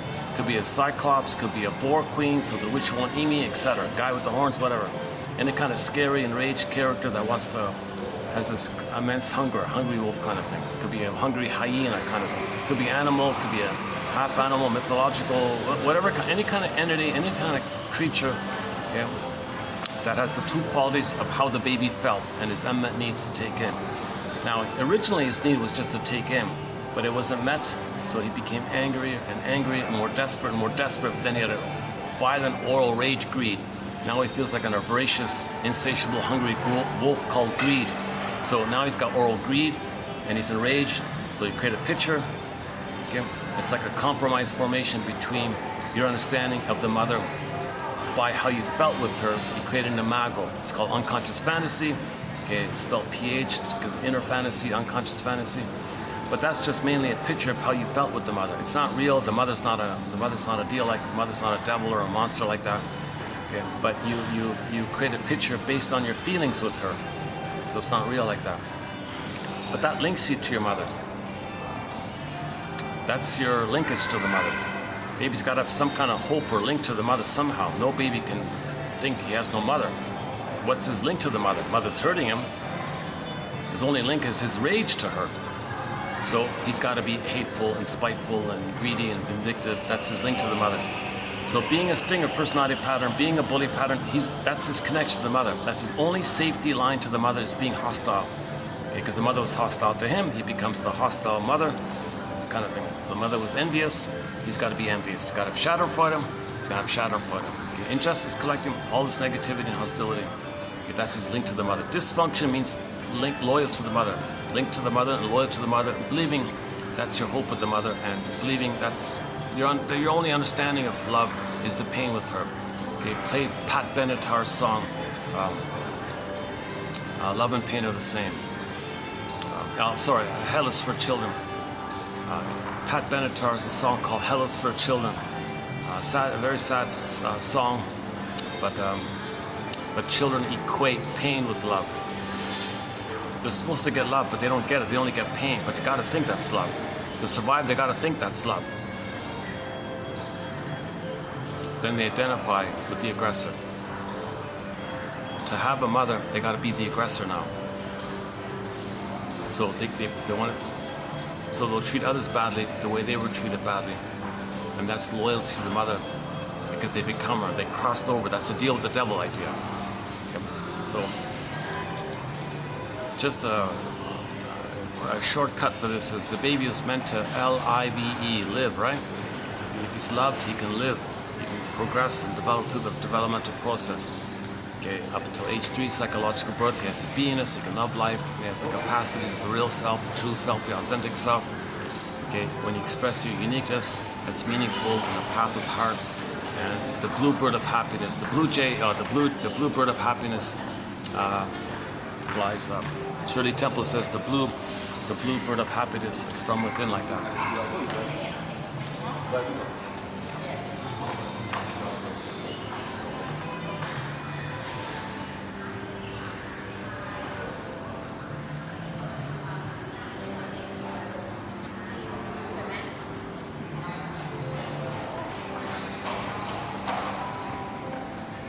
Well, there's a fancy car. Yeah, there's one there. No license plate, huh? What's that? Oh, it's a Porsche. Oh, I saw a vintage Porsche maybe 2 months ago. There was a 60s vintage, maybe like a copy or whatever, replica. Very nice, old, curvy one. I was thinking, okay, that's as close as it gets. A car shaped like mother's body and the breasts. It looked like mother's body and the curve. It was very curvy, very smooth. Mother's body, mother's breast. Oh, that's as close as it gets. They call it aesthetic.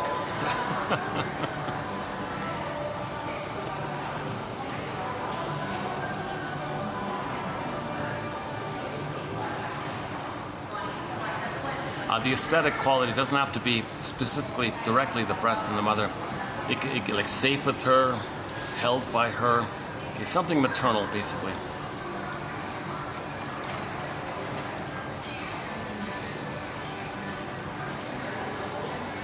Keep seeing the cars passing by her. Okay. I guess I do have a bit of ADD. I was wondering about that. If I had a touch of ADD, I could keep looking all the time.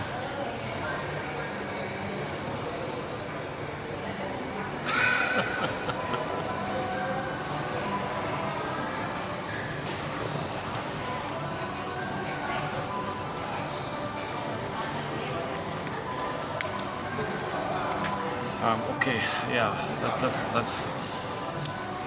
focus, focus my attention here.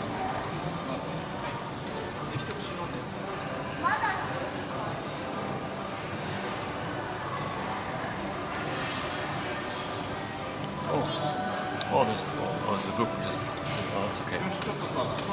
Okay, so let's go back here.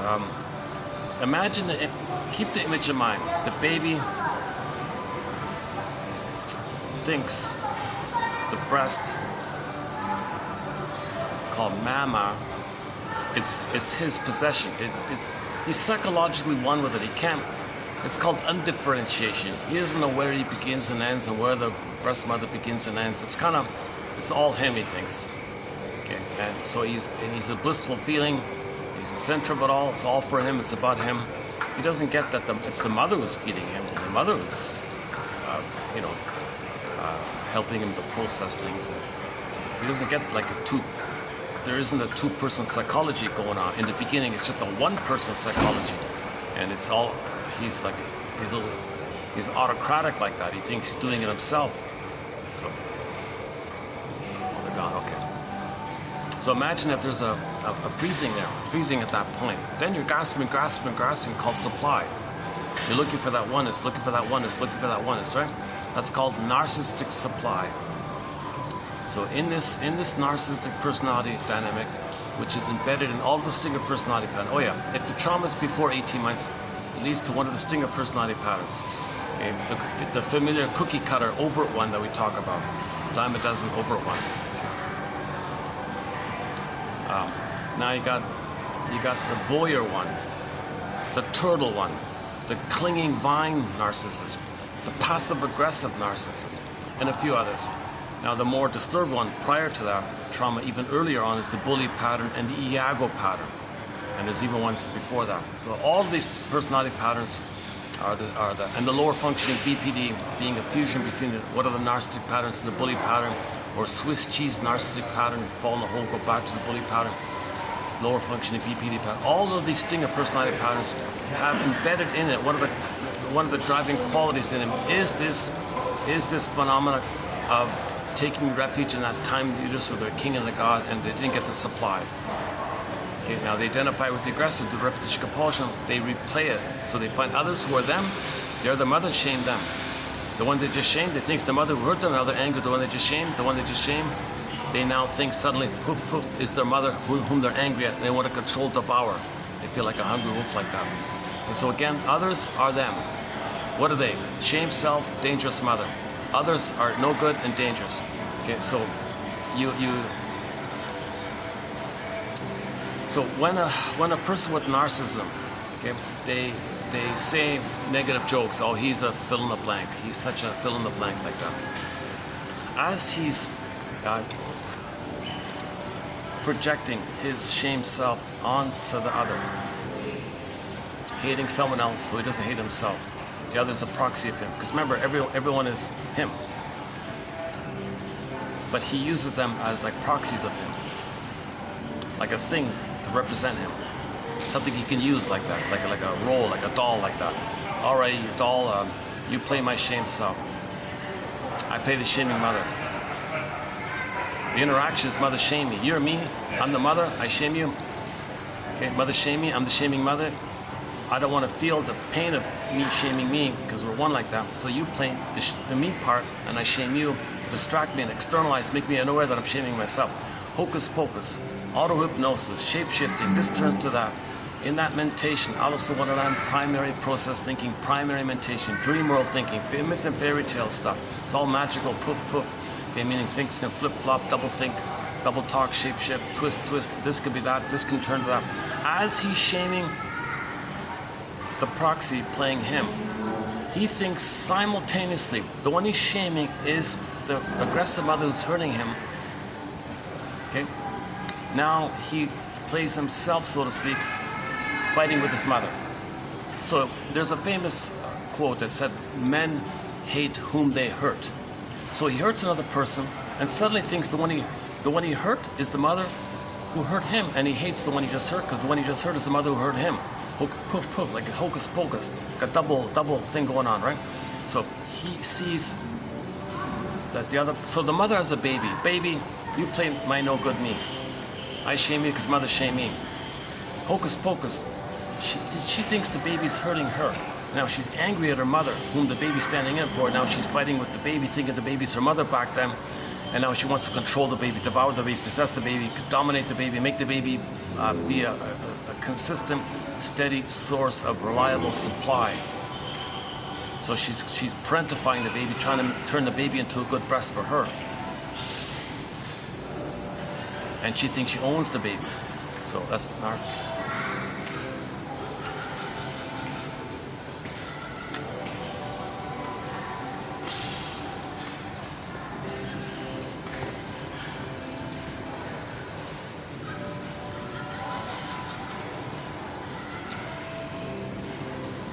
I'll check in with the general managers. I haven't been here in a while, so I hope everything's still okay. She always says welcome when it comes, so hopefully things change. Things are always changing, you know, you never know.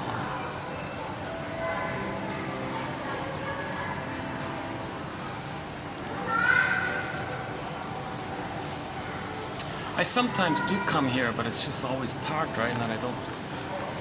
And I go to some other place.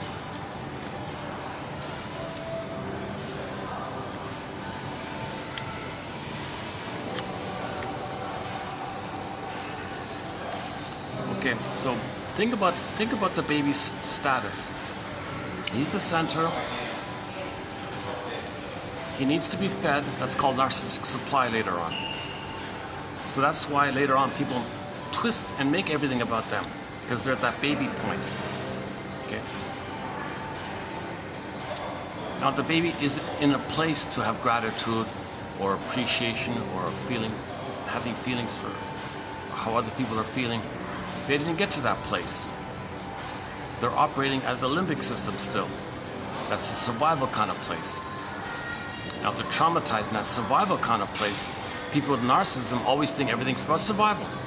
Not about loving and feeling and trusting. Forget all that stuff. You got to be kidding. They're not there yet. Plus, they're addicted to shaming others the way they want to shame them. So it's even more perverse like that. Because the shrinks call it perverse thinking, psychosis-like thinking, or psychotic-like thinking. If they're not enjoying the present, they don't see the present. So they're like, materially they get the presence. So they look functional because they understand, this is a chair, today is such and such. They understand the practical thing, but it's all being used in a drama with the mother in the nursery kind of thing. I'm saying it kind of bluntly like that, but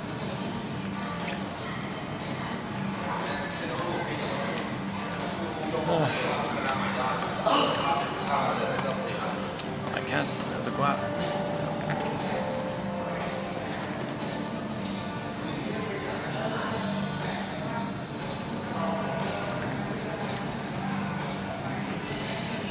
Yeah, what a difference in the coffee. Yesterday's coffee, it was a smoother, nice. It had like a smooth kind of. It was smoother. I felt good with that coffee. This coffee here, honestly speaking, is a little acidic. It's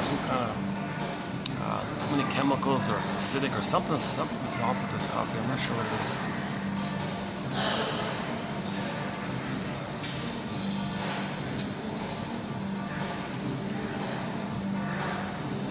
Hotel coffee, yeah. What am I thinking? The hotel coffee, right?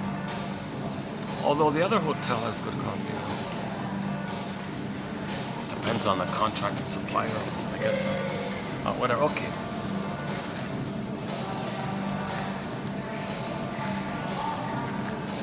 Okay.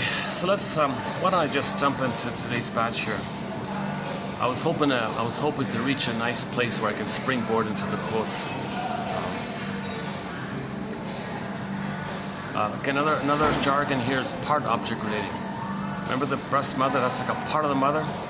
So the baby doesn't treat the mother like a person because he didn't reach personhood. He's still this baby who's a human being, but he thinks he's a god. So psychologically, he doesn't think like person to person yet. It's called undifferentiation, symbiosis, merging, fusion, blissful oneness. He's floating on this spaceless, timeless kind of phenomenon. He's in his dream-like kind of thing, illusionary kind of thing. In a trance, in a swoon.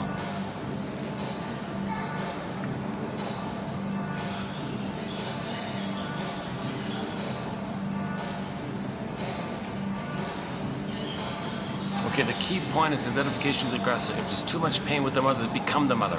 That's the deal with the devil, right? Identification with the aggressor. The baby sees the aggressor as the devil, okay. Oh yeah, by the way, L-I-V-E. The baby's meant to L-I-V-E, frozen, identify with her. Others want to live? No. You treat them the same way. So you look at those people and say, gee, are they evil? Why are they so? Well, they identify. Well, they made the deal with the devil. E-V-I-L. You reverse spell L-I-V-E. It's E-V-I-L. The mother's the one who's E-V-I-L, right? So that's all it means. We're not meant to take it too dramatic. Myths and fairy tales are just symbols for psychology. Myths and fairy tales, all that stuff, all that dramatic stuff, it's just pictures of psychology stuff. It's psychological inner dynamics, defense mechanisms, this core getting pulled on, splitting, either or thinking, goddess demon, that's splitting like that.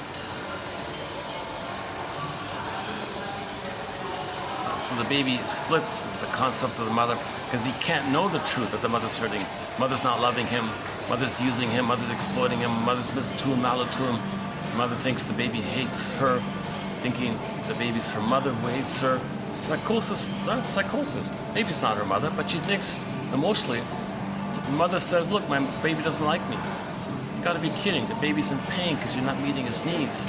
He's in distress. That's why he's crying. Why do you think he doesn't like you? So she transfers her understanding that her mother didn't like her onto the baby, thinks the baby doesn't like her.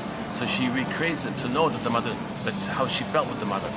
Accusing the baby of that, that's how she felt with her mother. She was angry at her mother. The baby's angry at her.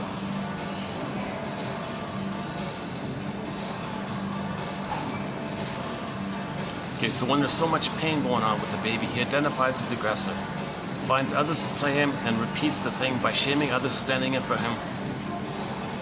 And that's the deal he makes.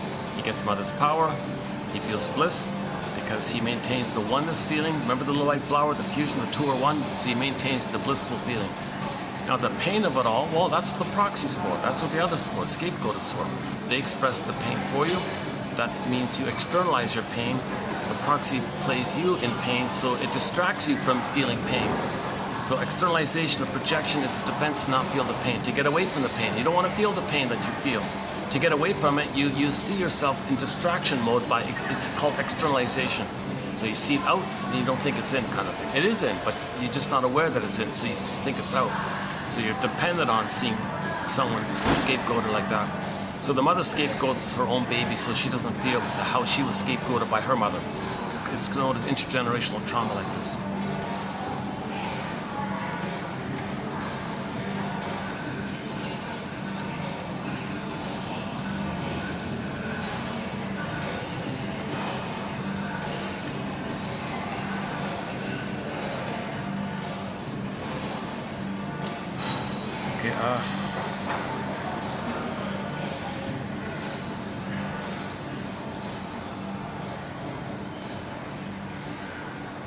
Okay, so this is identification of the aggressor. It's a key one, Sand of Frenzy. There's a lot more material about that. Okay, the Talionic issue comes on there.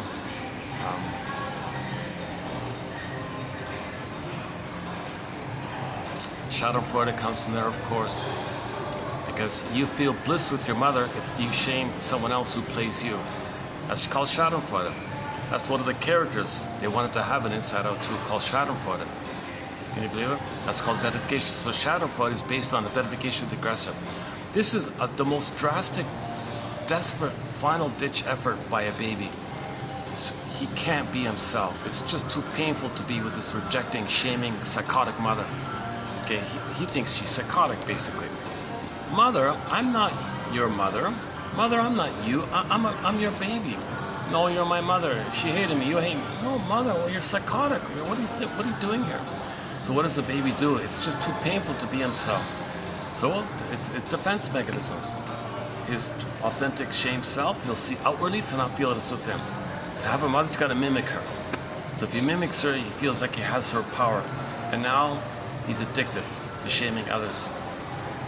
That's called Schadenfreude. So if others are in pain, he feels glee, the little white flower. He gets a blissful white flower feeling when he hurts others. That's called Schadenfreude.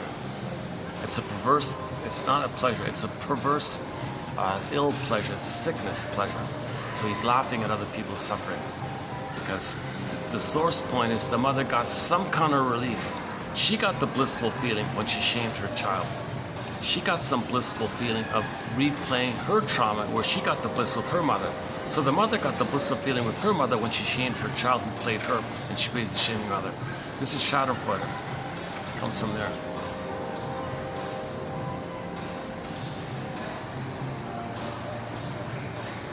Okay, let me run through the quotes on narcissism. Let's pick, and afterwards I'll go back to Inside. If I remember, I'll go back to Inside Out 2 to talk about the 3 emotions they excluded from the sequel. Okay, so just keep that in mind about that this point where he's the center, makes everything about him, wants supply. Now others are just supply, they're things, they're not people. So he can't see people as people. He sees people as the missing breast, which the baby thinks he owns. So he doesn't treat people like people. Narcissism uses people, exploits people. So what does he do all the time? Duplicity and lies. And if somebody points out his negative behavior, well, he can find a way to talk his way out of it. Okay, he can confuse you or use rhetoric and propaganda tricks or PR tricks. Okay. If he confuses you, you think that he's the authority. You got supply. If he frightens you, others think he's the authority. You got supply. If they can't trick you to admire them, well, okay. If others fear them, he'll take that. Whatever. And if he can't even get that, if people pity him, he'll take that. He's got to be the center, and he's got to draw people's attention on him, because that's the idea that the mother's there for him. His worst injury is if somebody slights him. You know, like let's say somebody slighted somebody and they got enraged. Well, that's the person who got enraged because some stranger slighted them. Okay, that person, that's meant for them to know that the breast wasn't there for them, and they thought they were a goner, and they were enraged. So rage means the baby's needs for once the mother wasn't met, so he was enraged like that. So later on, somebody, a perfect stranger, didn't return his look or whatever, he's enraged like that. Oh my God, it's psychotic stuff. People in the present aren't the breast in the past. They don't know it. No, you're the breast in the past. You're still living in the past, dwelling in the past, lingering in the past. From the Greenberg film, the shrink said to the guy, you have trouble living in the present. So you linger in the past, dwell in the past, because you feel like you never really lived it. You never lived it. You didn't get your needs met, so you're stuck there. And because of the pain of that, you recreate your childhood pain in the present. Because of the pain makes you see the present as a new addition to the past. So you trance the past. So you're always living in the past. Heck Ramsey. TQ 1001, actually, I remember that. TQ, the birth of this channel, the book here, 1001. TQ 1001. Oh, by the way, TQ1 was the travails of the traveler. Revealed the traveler to himself. And then 1001, 1,000 quotes later, 1001 was from Heck Ramsey, the TV show Heck Ramsey, played by Richard Boone, the guy from Have Will Travel. Sort of a follow-up to Paladin, right? Paladin, where do you roam? So he roamed into Heck Ramsey. He roamed into Heck Ramsey. And he was in love with some girl. So he said to her, you know, I'm kind of older here now. Are you emotionally available? Are you stuck on the past or something? And the girlfriend had a nice reply. She said, the past is to be remembered, not lived as the present. What a relief on his end, right? He had to ask that because he didn't want to step into the role of her mother who hurt her, who she wants to fight against. So he wanted a mutual relationship with her. He didn't want to step into the old unfinished business that she might be fighting with her mother. So she shows some self-awareness by saying, no, the past is to be remembered, not lived as the present. So she can enjoy the present. She made the distinction between the past and the present. Okay, she can separate it out. For many people, it's blurred up. They can't separate it out.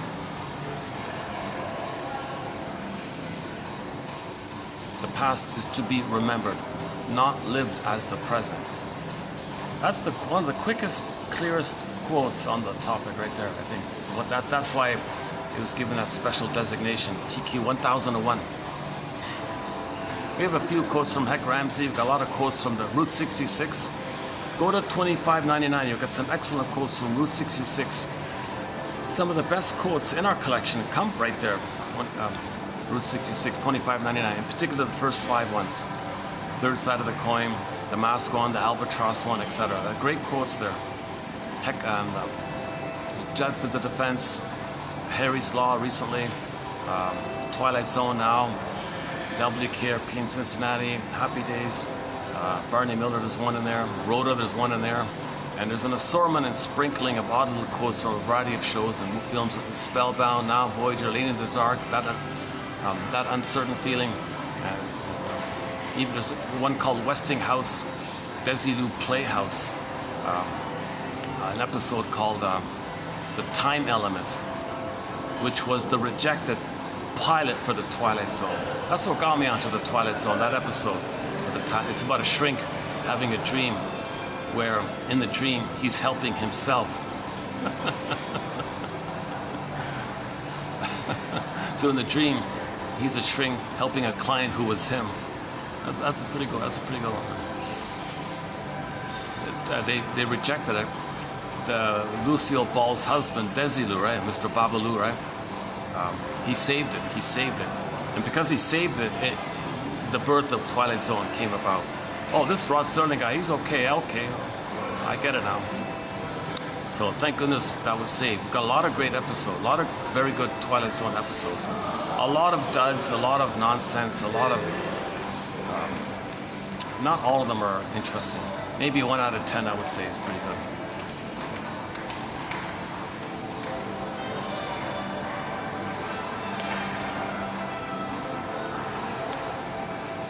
Oh, there's a guy, young guy just behind me. You know, maybe someone eavesdrops, you know, they might get interested in psychology. What's all this psychology stuff? It's kind of interesting. Maybe he looks it up. What's Heck Ramsey?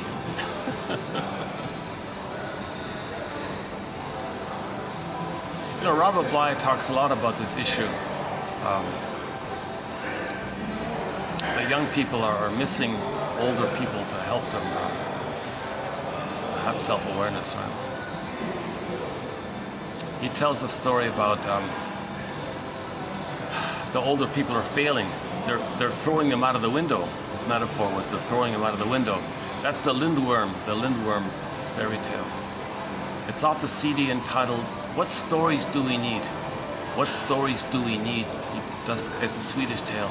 He also mentions it briefly in the book Sibling Society.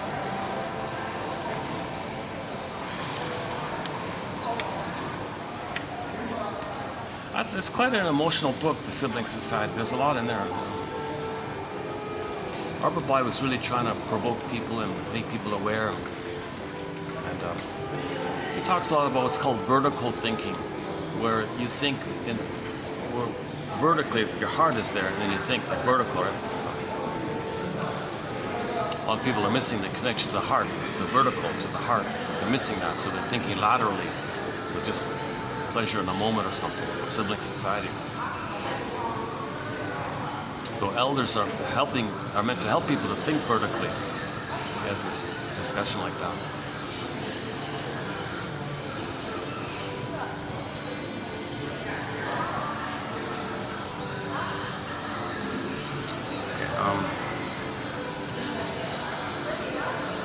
Okay, let's where are we here?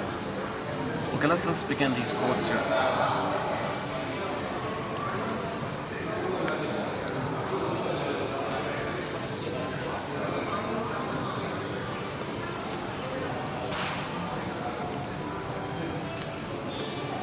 Okay, repetition compulsion. Let's begin with repetition compulsion. Repetition compulsion, repeating the traumatic experience in order to overcome early pain. That's the positive intention. You hope to get out of the pain. So there's a confusion here because sometimes you repeat it, you feel like you can anticipate it more, so you're going to be less pained by it. That's one way people talk about it. But Paul Libby Russell makes it clear. You can have 20 lifetimes doing this kind of thing. It doesn't heal you, really. So we repeat because of the pain, but the positive intention of repeating is helping you to know your story so you can stop repeating. You're trying to know your story, so you repeat. That's your story in the present. So you know the past, then you stop repeating. Now, if you miss it, you don't get the story, you're going to keep repeating until you do, kind of thing. And it's the pain that's driving us. We want to get out of the pain. So you're repeating to get a better outcome. You're repeating to get mother's love. Come on, mother, change your ways. Come on, mother, what are you doing here? Come on, mother, stop hurting me. Can you be... So what do you want, mother? Geez, what have I got to do here? How do I got to placate you? How do I got to please you? I got to fix you. I got to cure you. I got to save you. I got to heal you. Oh my God, what a burden, mother. I'll try. Can't do it. I'll try again. That doesn't work. How do I fix you, mother? It never works, so he's always guilty. And he's stuck with this kind of pain like that, so he's trying again and again. So in later life, he finds copies. People remind him of his mother and try to save them. Doesn't work. But when you do that, you get the story of the past. You know? Oh, he's gone. Okay. For a moment there, I was almost welcoming the guy eavesdropping, trying to listen, and I thought maybe it might get his interest or something.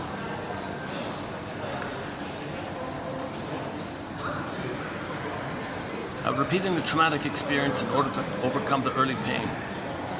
to still believe, so repetition compulsion, to still believe, there's the hope, the unreal hope, to still believe in that earliest parental experience.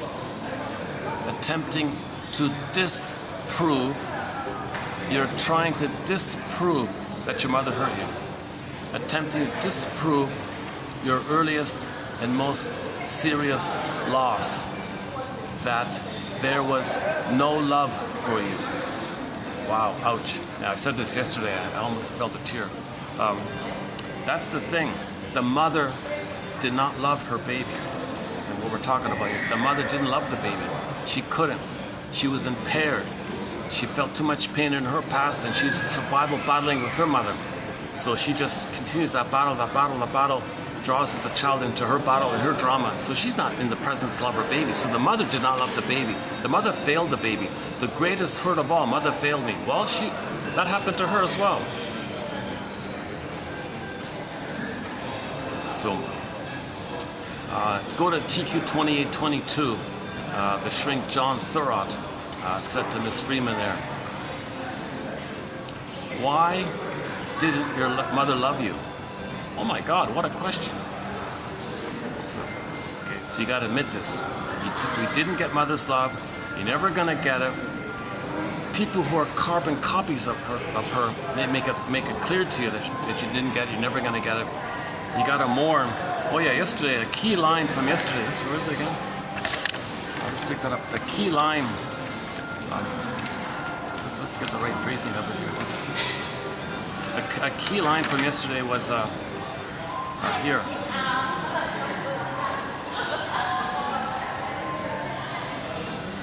Oh, wait.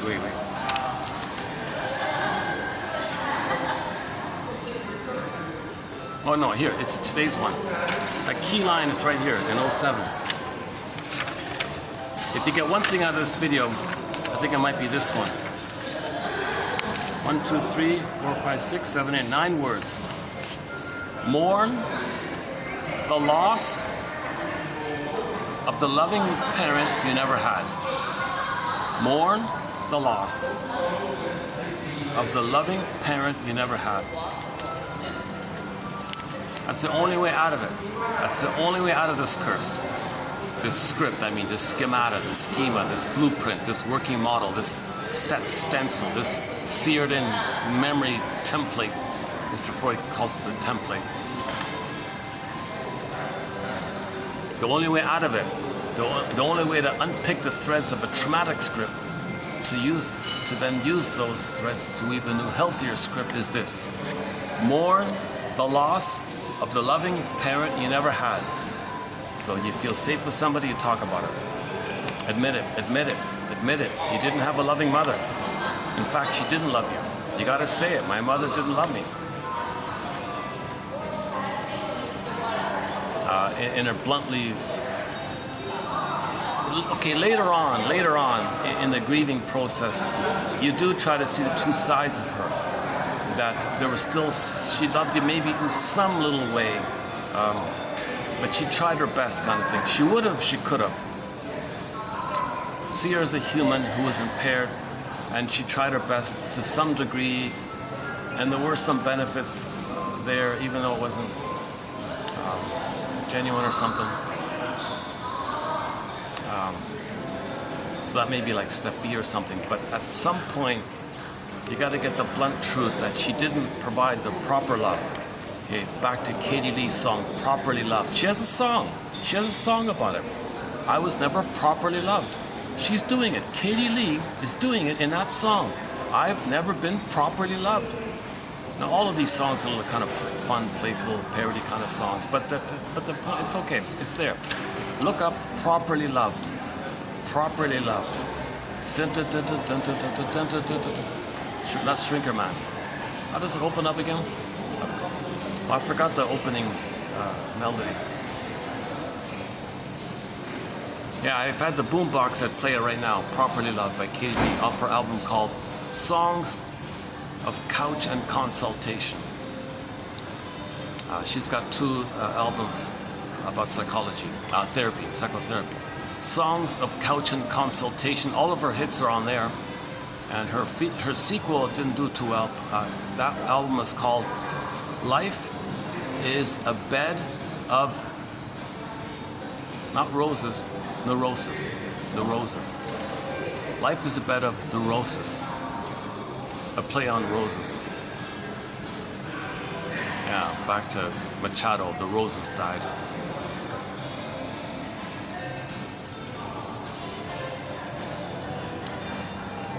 So her big hits, her main big hit is called It Must Be Something Psychological. A major perfume company or fragrance or cologne, I forgot, used that song throughout the whole commercial. The main line in there, you know, it's really quite explainable. It's quite explainable. She says she only likes men who are unattainable. It's quite explainable. They've got to be unattainable. It's explainable. They must be unattainable, emotionally unavailable. Because the mother was unavailable. She was unattainable. So she only likes carbon copies of men to continue that hope that mother didn't, that there's still a hope to change her, to fix her, to get love. It's really quite explainable. It's really quite explainable. Dun dun dun dun dun dun dun dun dun dun dun dun. Oh, that's Shrinker Man. Shrinker Man, wise me up if you can. That song is kind of about, she doesn't want to do the work. She says, I'm tired of trying to be detective and get my story. Just say abracadabra for me. Give me one of your cut rate cures. Make it easy for me. Make me be so that's, she wants to be passive. She wants the shrink to be like a magical good parent. To fix it, kind of Shrinker Man. That's called positive transference. The shrink makes you aware of your projections and your transference. Not step into it and try to play the parent. So he's got to interpret that. So she had a rescue fantasy that somebody would finally, the good parent will appear. No, the shrink is not the good parent. The shrink cannot step into the role of the missing good parent and be that loving parent. That's what happened with Marilyn Monroe, and it freaked her out and pushed her over the edge, it seemed.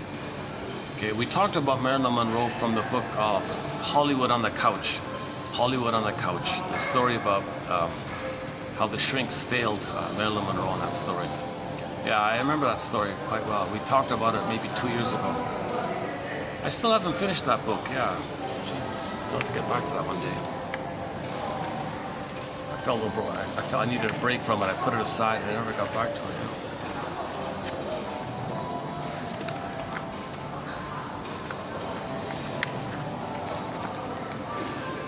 Yeah, so past that critical time, still trying to get love, it never works. So I think about Marilyn Monroe, right? Millions of men sent her flowers and lovely gifts and all this. It doesn't work. It doesn't translate to that critical time. You can't get. If you didn't get it, you'll never get it. No symbol of it can equate to it. It doesn't work. She can have a million men sending her flowers every day. It doesn't work. A similar story was a child wasn't heard by the mother. She was always busy, never heard anything the child said. So he became a professor and spent his whole life giving lectures to these large auditorium, these large lecture halls and all that. Semester after semester, year after year, decade after decade, he gave all these lectures. I don't know what the topic was. And the students would, carefully listen, make notes, listen to what he's saying, listen, make notes. The professor said, at the end of 50 years doing this, he said to somebody, I don't know what it is about my life. I feel like I've never been heard. He had tens of thousands of students carefully listening to him. Very carefully, very attentive, listening to him. He never felt heard. Trying to get it post that critical time, it doesn't correct that. It's set him, it's done deal kind of thing. Trying to get it, to change it doesn't work. Only mourning does it. You gotta, once again, the 9 words here. Mourn the loss. Is that right? 2, 4, 6, 8, no, 10, correction, 10 words here. Mourn the loss. That's 3, right? Mourn the loss of the loving parent. That's 4, right? So 3 plus 4 plus 3. you never had. Okay, 343. 343. Mourn the loss of the loving parent you never had. So that professor never mourned the loss of the loving parent. The loving parent you never had. That's a huge loss. But if you do, you're good. You get your identity back. So we had our identity, we had joy and sadness at the console, lost the way, you want to get it back. Repetition compulsion. Okay, narcissism.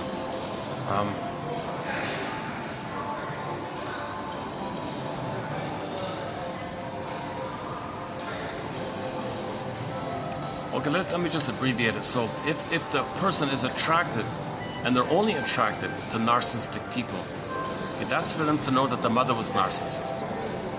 So the anger you feel at the person in the present, that anger you transferred from the past to the present.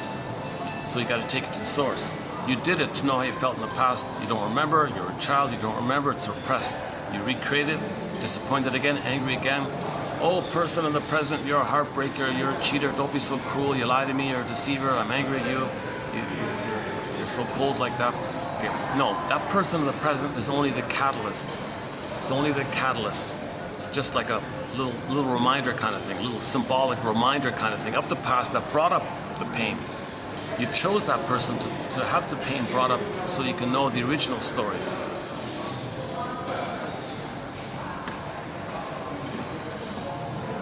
Okay, so the baby and the mother lays down neurocircuitry. It's frozen there, unfinished, unresolved. So you look for somebody with the same psychology like your mother that flares up the wiring. Now embedded in the wiring is the blissful feeling of the oneness before the pain. So now you got the wiring up, it's alive now, you got the hope now. You think the person in the present is the mother in the past, and you have the hope that finally, at last, okay, your mother, the person in the present being a copy of your mother, is thinking it's your mother in the past, the mother's going to change your ways and meet your needs and resume development, all's good. Can't do it. The person in the present is not the mother in the past. So the person in the present fails, you're angry at them. That's for you to know how you felt originally with the mother back then. You recreated in the present the past to know the past. Now this dynamic is called transference stuff. That blissful part, that honeymoon part, okay? So the person in the present, you say, oh, you're the one, you're Mr. Perfect, whatever. That's because they reminded the mother, and that the mother for the baby was everything for the baby. Oh, I can't live with you, I can't live without stuff. So the mother's the whole world for the baby. So you say to the person, oh, you're my whole world kind of thing. You're my first, you're my last, you're my everything. Kind of thing. All these romantic stuff. You're the one stuff. Oh. It's getting busier here. Oh my goodness. Look at that. Suddenly everything's filled up here already. Hey, where's my bag? Oh, it's right behind me, okay. I gotta watch my bag. My goodness, I left my bag unattended just for a couple of minutes, and some guy sat right beside it. I can't believe I jumped to grab my bag. Oh my God. Gotta be careful, eh? That's rare, no, that's rare. And it's never with locals, it's always with, like, you know, travelers or tourists or expat or, I don't know, travelers maybe. Locals are very, jeez. I wonder how locals view all the foreigners coming here. Jeez, what's with these monkeys running around? Play the song Monkey Bars by Coney Hatch. I think we have no, actually we don't have that song on our soundtrack, although yeah, it should be on there. We have one song by Coney Hatch on our album called First Time for Everything. First Time for Everything. But that Monkey Bar, that's kind of a simple fun song about the rat race, jungle, like the urban jungle, we're like monkeys in the urban jungle. When are we gonna get out of this urban jungle like we're monkeys or something? When are we gonna climb down from the trees? Well, that attitude means trauma. The feeling self is trauma.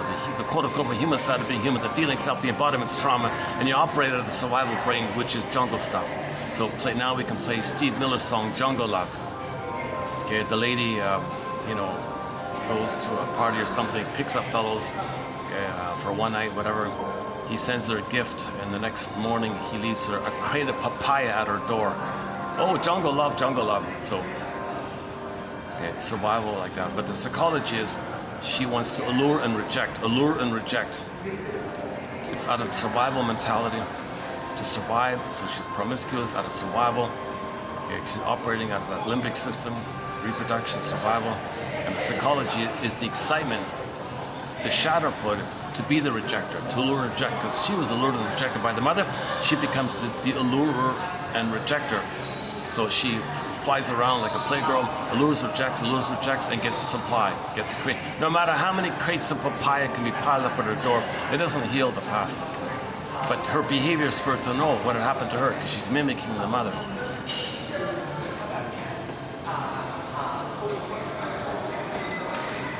So if anyone likes a playgirl, she's got to hate her. And she'll only like someone who'll hate her. She's stuck at that point where she had a neat mother hated. Either she finds someone who hates her, or finds someone to play them whom she's going to hate. Okay, enter the construct: freezing parent, frozen child. Okay, Miss Elaine Golem has a summary of psychology by using these two constructs. So when there's trauma, we create constructs in the brain, mind, brain. Memories of mother being rejecting, refusing, promising, manipulative, tricky, whatever. Gaslighting, double binding. Okay, so she's the aggressor, she's sadistic, she's cruel. Put it all together, let's just call it the freezing mother. Because the child in response to that froze up, the soul exiled, the soul is frozen, returned to stone, whatever. So in the memory, you got memories of you being frozen and the mother attacking you like that. So you go through life projecting one of those two onto others, and you play the other and you flip it around. Okay, so you look for people whom you think you can see. So you twist the perception, you wrench the perception to fit that freezing construct in your mind. So you see the person that's freezing. You play the child and you try to save them.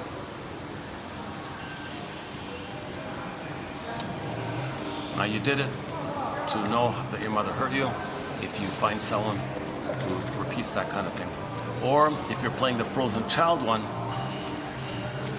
I'm sorry, or if you take the frozen child of you, okay, and you look for others and twist it, coax it, prod it, see it, that others can play that role, and you play the freezing one. Now the other who plays your frozen child, that's your frozen child. The freezing parent is layered on top of the frozen child. So you project your frozen child construct onto others, see them as passive and nice and duped rescuers and nice, childlike, pleasing you, nice people want to take care of you, help you, all whatever. You see that of you trying to save the rejecting mother, and you play the rejecting mother who can never be saved. So you just attack them while they're trying to save you. So now you're knowing how you're treating them. That's for you to know how your mother treated you. Get it? So the idea is to pause. In any moment, just kind of pause and identify which puppet master is taking over. Freezing child or freezing parent or frozen child? Identify, okay, whoa. Okay, these are relics of the past. You're not in the nursery. Mother can't hurt you anymore. You don't need her anymore for your survival, right? That's old stuff, that's ancient history in the past, relics of the past. And then you kind of put a wedge between those two constructs and build your adult mind, build your ego. So trial and error, and what do you authentically like? Now every time you do that, the freezing parent comes, no, back off, bully. Send the Doberman to the freezing construct. So the freezing parent sometimes like a bully voice like that. So you want to identify that's a relic of the past. And if the frozen child is there, well, that's to know that you're still trying to save the parent. You still believe the mother hurting you, the but but that was really mother's love, and you want more of it, but you want to change it to get real love instead.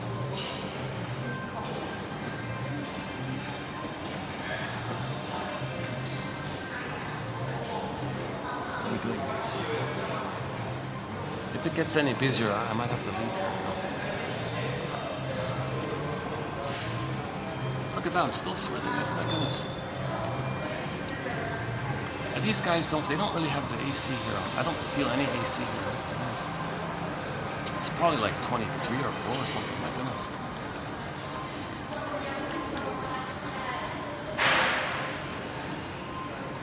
Maybe the AC bill is ridiculous. It does have very high ceilings, like it does have very...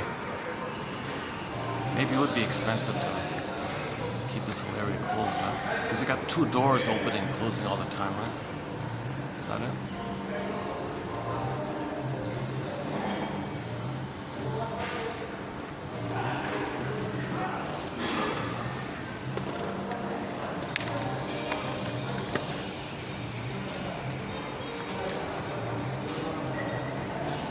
No, ideally you want a loving mother and a warm child. That's normal stuff. But you got a freezing parent and a frozen child stuff. So that's the main self-help exercise. Just identify which puppet master is taking over, who's calling the shots, who's running the show, because there's no adult. Remember, there's no adult mind. There's no feeling self. There's no authentic identity. So there's no ego for the authentic identity, because there's no authentic identity. So there's no mind for that, because it's all frazzled up. So I won't do the Wizard of Oz one now, but yesterday we did Wizard of Oz a little bit, so let's not to redo that one this time. So in the adult, the exercise is to build your adult mind. But first you got to identify which puppet master is taking over, freezing parent or frozen child. Step back, pause, place them in their respective places back in the past, relics of the nursery past, and now you're kind of in this twilight. Now you're in this like unknown zone here. Well, how do I be an adult? How do I think reasonably in the present? What's my authentic self? I don't have my authentic self. Well, I'll explore. Could my authentic self like this? Trial and error. Just keep building your authentic self kind of thing. So just practice thinking like an adult. So Miss Golem has little examples like while you're trying to build the adult mind, sometimes things work out, sometimes they don't. That's okay. Sometimes you win, sometimes you lose, kind of thing, she says. Or, don't expect everybody. Not everybody loves everybody all the time. So be reasonable like that. Or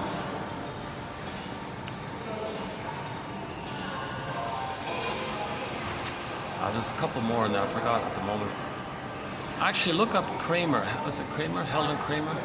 She's got a few little bits about that called Liberating the Adult Mind. That's the actual title of the book, Liberating the Adult Mind. Is that right? Liberating the Adult Mind. You want to liberate or build or free up and build the adult mind. So if you're thinking like it's always your fault, you got to try harder, so you're always guilty. Okay, that's the frozen child one. Or if you're negative to, they're no good and they're bad, okay, that's the freezing parent one. You got to think like a healthy, mature adult kind of thing. Sibling society. See, that's missing. That's what Robert Bly means. That adult mind's missing. We're all a sibling society. Everybody's going around, flying around with the past. Okay, you play my frozen child. You play my frozen child. No, you play my freezing parent. No, you play my freezing. Now, 2 people play the freezing parents. You're going to be arguing all the time. If 2 people play the frozen child ones, I guess they'll push each other. Well, reject me. No, you reject me. No, you reject me. No, let me save you. No, let me save you. So mutuality is both people help each other to build the adult mind. So in the journey of building the adult mind, liberating the adult mind, building the adult mind, okay, if trauma is post 18 months, it's easier like that because they're aware of their situation. They can make I statements, how to make an I statements. Okay, yesterday we talked about I statements, yeah. So go to yesterday's one about I statements a little bit. 2360 for that one, about how to make an I statement. So people need to practice learning how to make I statements. Okay, 2360, Mr. Rosenberg, Offner, OFNR, the acronym. And, there's a body material there. When that happened, I felt this, and so on. So if people are traumatized post 18 months, they can make I statements. They can be honest. They can tell you what's really going on. It's scary, but they can't do it. Stingers, see, they don't want to do it. They want to see others try, and they're going to reject it. They hate vulnerability. They hate the quote-unquote human side of being human. They're addicted to playing infantile God. Why be human? Just play infantile God kind of thing. That's a greater trauma. That's a greater pain. See, that's a response to a deeper primal pain. Baby being removed from the mother, put on a scale or something, wrapped in a towel. Look at that. That'll do it, right?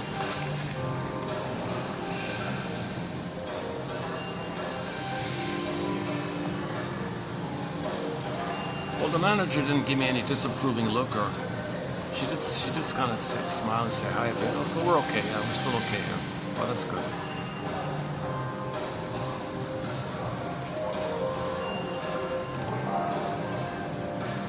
I haven't been here like 2 or 3 weeks, to tell you the truth.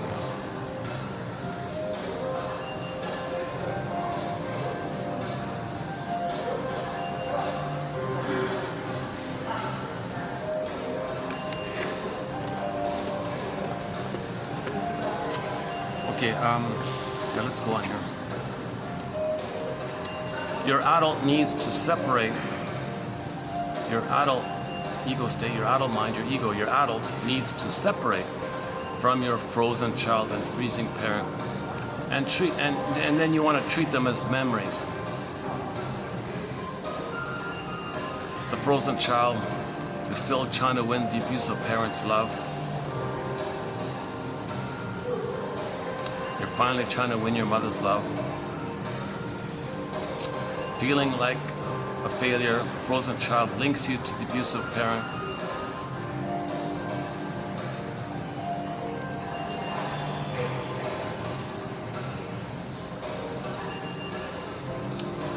The internal freezing parent stimulates the experience of helplessness in the internal child, which receives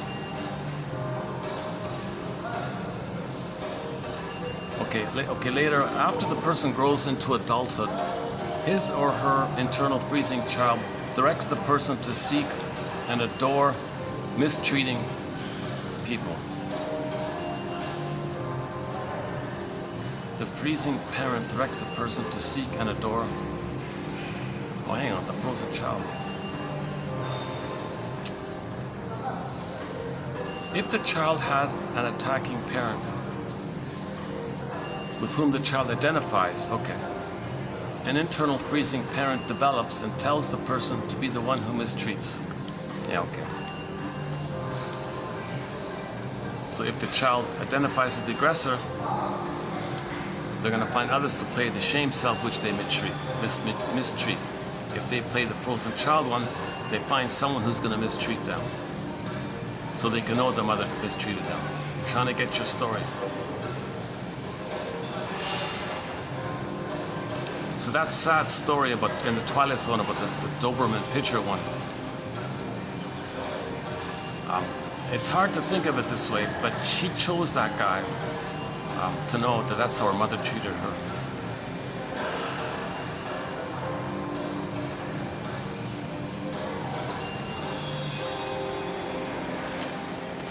And that guy chose her to tell the world how he was treated by his mother. So he treats her the way his mother treated him. He's trying to show up the mother.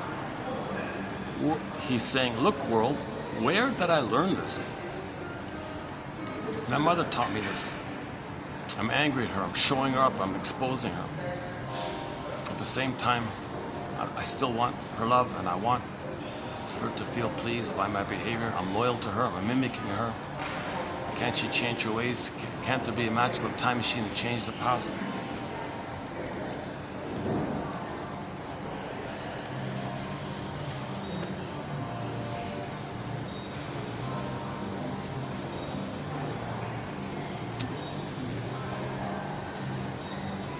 defenses we learn as children, especially those raised in rejecting homes, remain with us as adults. We tend to expect the same mistreatment from those in the world around us to the point of finding it when it's not there.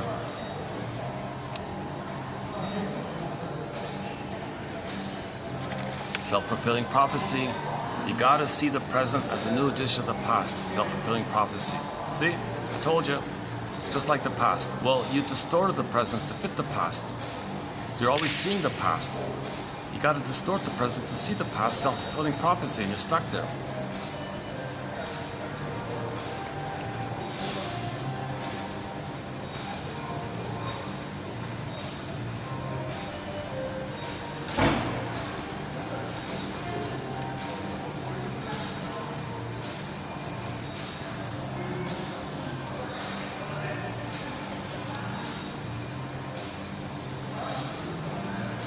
Whatever the parents focused on as our greatest misbehavior, we may do it to the point of exaggeration in order to support their view of us as faulty. We're doing this to win their love.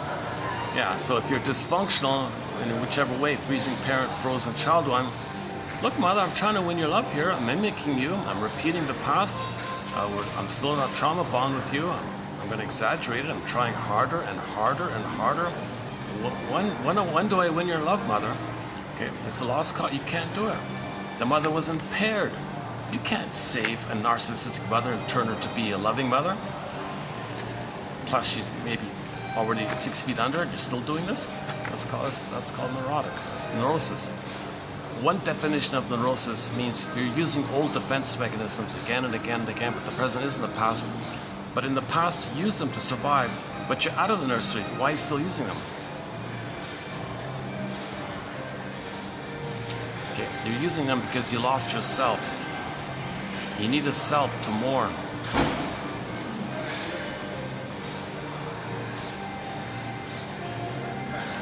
So work towards mourning, you get yourself.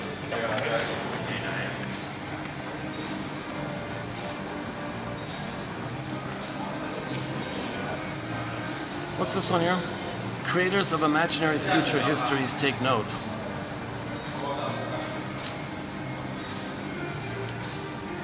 What's this one? I forgot this one.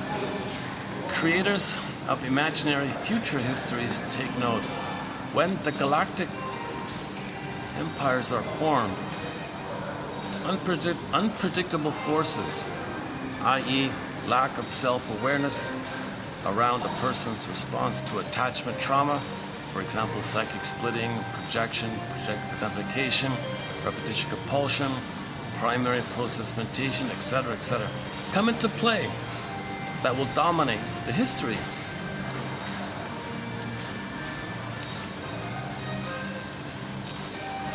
We may look back in anguish at decisions made in the remote and half-forgotten.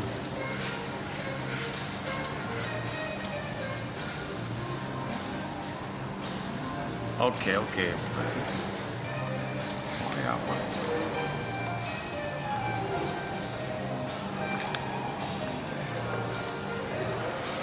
so what he's saying is, it's a vague way of saying it. If we don't have self-awareness, we keep making the same old mistakes. If we gain self-awareness, gain vertical, let's use Robert Bly's idea, vertical thinking, meaning a line between your heart and your mind, where the heart leads and the mind follows the heart, vertical like that, and then we're okay.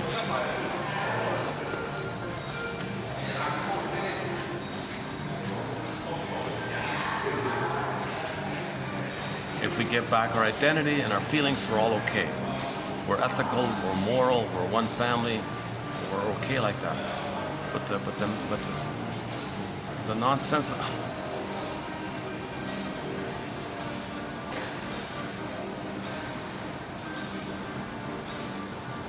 Hurting others doesn't mean you're going to be healed from the nursery. They're not making sense. Kristen Wilson says, if you don't have your authentic self, if you're not embodied like that, you're not making sense anymore. And it's this disembodied stuff that causes all these problems out there. So we got to get back the midnight blue. Is that midnight? Oh, sorry. Why this guy said that? Are these midnight blue, these flowers? Yeah, almost. Yeah, close to it. Oh, sorry, it doesn't notice. Yeah, he's got a blue shirt on, okay. So he's got a blue shirt. The blue jay, the bluebird of happiness is with him.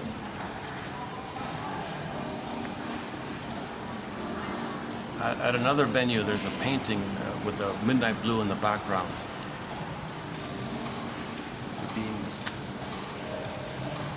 So you're meant to have this beingness, then your doing is normal. If your beingness is missing, oh my God, you're grasping on the outside for symbols of mother, doesn't work. Or treating others the way your mother treated you and hating them, doesn't work. I'm not making sense like this.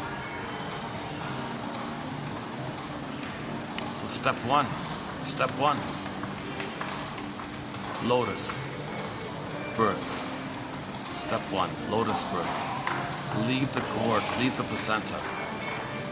The only time you're allowed to remove the cord is after the cord turns white and it flattens out like a pancake.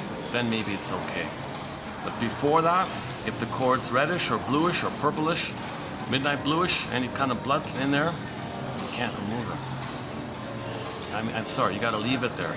It's a sacred thing, you gotta leave it there. The placenta and the cord is like spiritual source, power source, spiritual source, natural connection, human, you know. Why are you hurting the baby like that? Give the baby time to make the transition. After he establishes the oneness with the mother, it'll drop off on its own accord smoothly. Allow a smooth transition.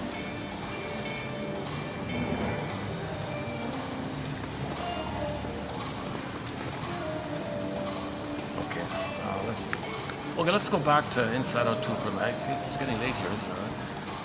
Well, it gets dark here pretty quickly. Let's see. 5:36. Oh, I've got less than a half an hour of light here. It gets too dark. Yeah, I can't do this one. It gets too dark. You won't see anything at night here. Okay, I've got 20 minutes to do Inside Out 2. I won't redo the whole story about Inside Out 2, but you see psychic splitting in the beginning of the film. That's when joy pops all the painful feelings away. Okay. It's an either-or thing. Babies cannot handle ambivalence. Under Heaven, Over Hell, the title of Street Heart's second album. We played Star from that album yesterday. We closed up with Star. The album title, Under Heaven, Over Hell, comes from a song of theirs called Storyteller, which was only on the vinyl. A great song, Storyteller. Okay, in other words, babies cannot do Under Heaven, Over Hell. They can't do confusion with the mother. That early on with the baby, it's either paradise or hell. It's either or. If he doesn't get the paradise, click, he's in hell. He can't do a middle thing. Breastfeeding for the baby is a matter of heaven or hell. So the splitting is there. Now if he's in hell, okay, but it's all popped away. Joy pops it all the way to the back. Makes up a delusion that everything's okay. That's the false self. And in Inside Out 2, they said, Joy, you're deluded. So there was kind of delusion like that. And he had a false sense of self based on that split side. So God is delusional mother, and special chosen delusional one, and this blissful delusional thing. And they got a fake sense of self like that. Now, the other part, sense of self, is the monster mother and the shame, no good one. And anxiety was a spokesperson for that one, saying, I'm never good enough, always no good, always no good. How do I save her? How do I fix her? Imagining, always manically trying to imagine every possible way. Is there any possible way I can save the mother? How can I protect myself from her? How can I manage the pain with her? What do I do here? Anxiety is like that. So the sense of self from anxiety was, I'm never good enough, never good enough. Okay, guilty, that and all this. They're both wrong. Both constructs are incorrect. That's a splitting. So the mother concept is split, either or, goddess or demon, and the self construct is split in linkage to those two, or a special chosen elitist one, or no good, forever no good, icky one with the monster mother. So we see psychic splitting. That's how the baby manages it. Denies, the mother's hurting him, denies that he's no good, thinks he's special with the goddess mother.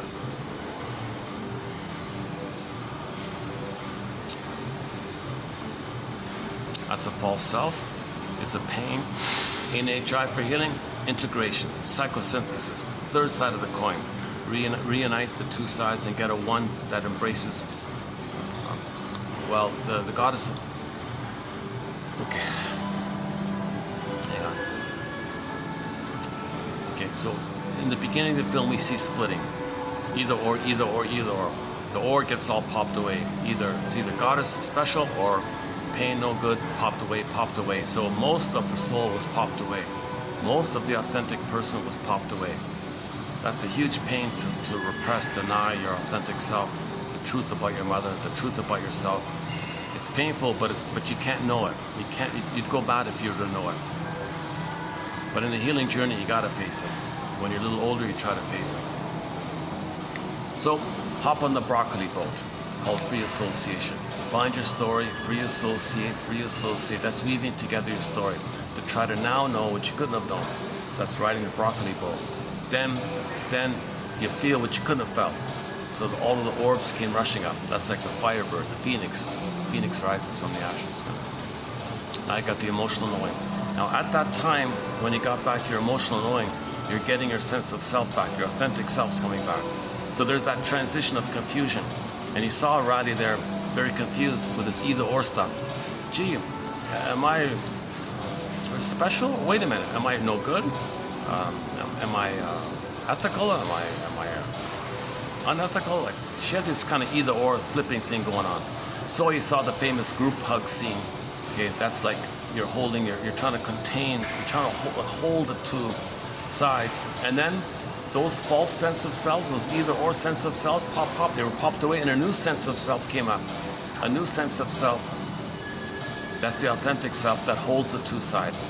That's three-dimensional thinking, vertical thinking, okay, a three-dimensional, midnight blue authentic self thinking. Now you got the recognition that we're all people. And what do people do?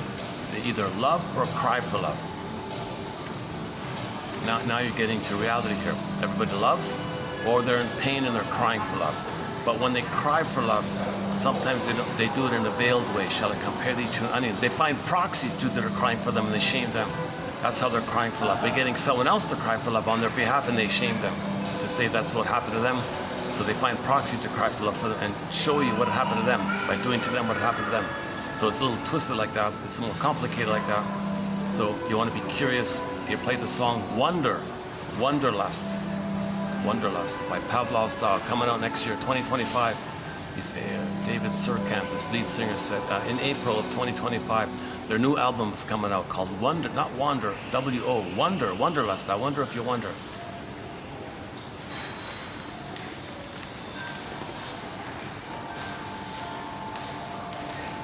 Okay, just quickly, in the first film, 2015, Inside Out 1, you saw a very basic thing. Okay, the two sets of feelings that we have. The primary basic ones headed up by joy and sadness related to our feeling self. Now, joy and sadness got popped away with trauma. Then you went back to the visceral brain. Oh yeah, I forgot about that. The three parts of the brain: the lizard brain, feeling brain, neocortex. Okay, so when the feeling one's frozen, you go back to the lizard brain or the chameleon brain. I'm calling it the iguana brain for some reason. Let's call it the iguana brain. Now that the language of that brain is visceral, sensations. It's visceral and sensations. There's no like real primary feelings. You got cortisol. So the flight response, okay, freeze. I mean the stress response, run, fight, or freeze, disassociate, or the reproduction one. Yeah, somebody called it the 4 F's, right? The fight, freeze. What is it? Flight. Fight, freeze. Okay, the slang for the other one. Okay, they mean the promiscuity is you're trying to reproduce and survive. Yeah, one book has it in there. One textbook, I saw it. It was an actual college textbook. The stress response is 4 F's. I couldn't believe it. They didn't censor that. But it's memorable, right?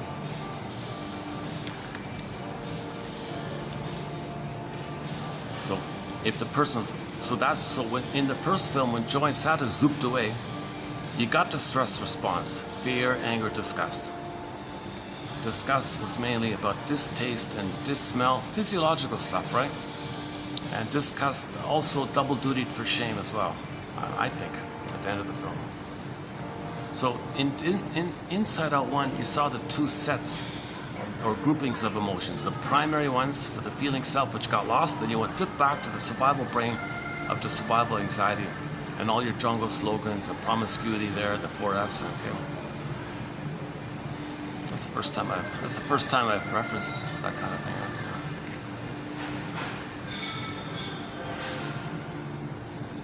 So the promiscuity is going to be there.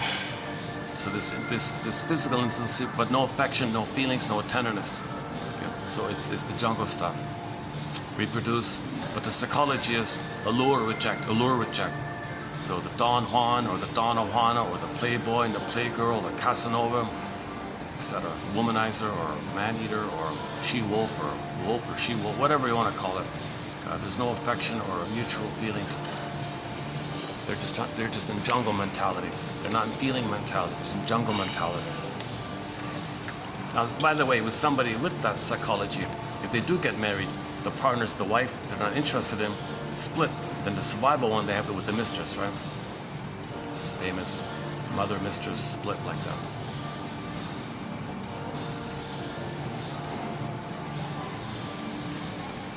Okay, so in Inside Out 1, you see the 2 groupings or sets or clusters of emotions. The primary ones from our embodiment and our feeling self, called joy and sadness. So the ability to mourn is there because sadness is there. The ability to feel pleasure is there because joy is there. The ability to express your interests, that's also joy. The calm feeling, that's okay, and so on. Now you feel badly if you make a mistake, so you can make amends and repair. Okay, that's a good, and so on. So the normal state of affairs. The temperament is warm, it's calm. You become an adult, then you become an elder. Generativity and so on. Okay. But that's all frozen. So we go back to sibling society. Eh? You might as well call it, not sibling society, you might as well call it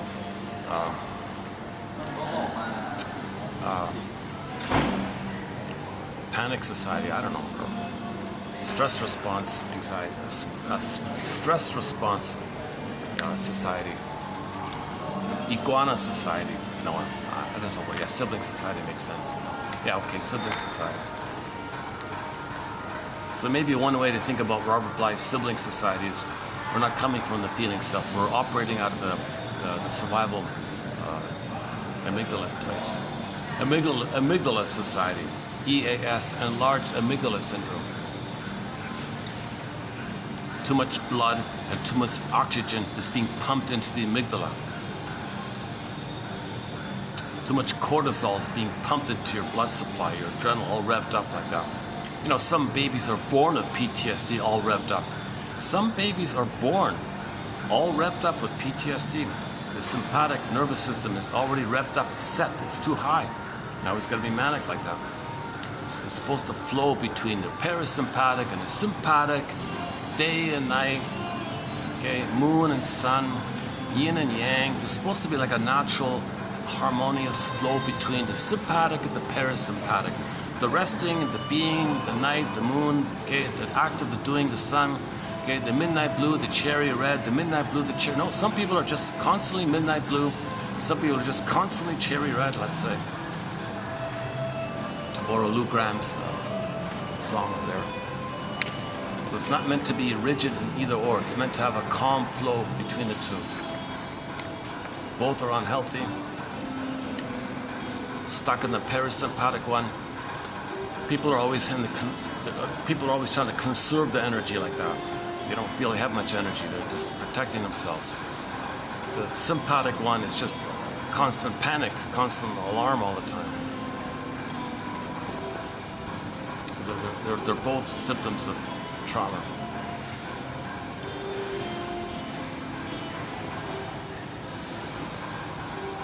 So you might say, you know, type A, type B, or overly extroverted, or overly introverted, maybe. Oh, it's getting dark here quickly. Oh my God, yeah. Where can I get some light if I leave here? I've tried this before. I can't get light anywhere in this building. I've got a real basic budget. Oh, wait a minute. No, actually. Yeah, I can. Oh, I know. I can go across the ways there. Yeah, there's a spot on the other side.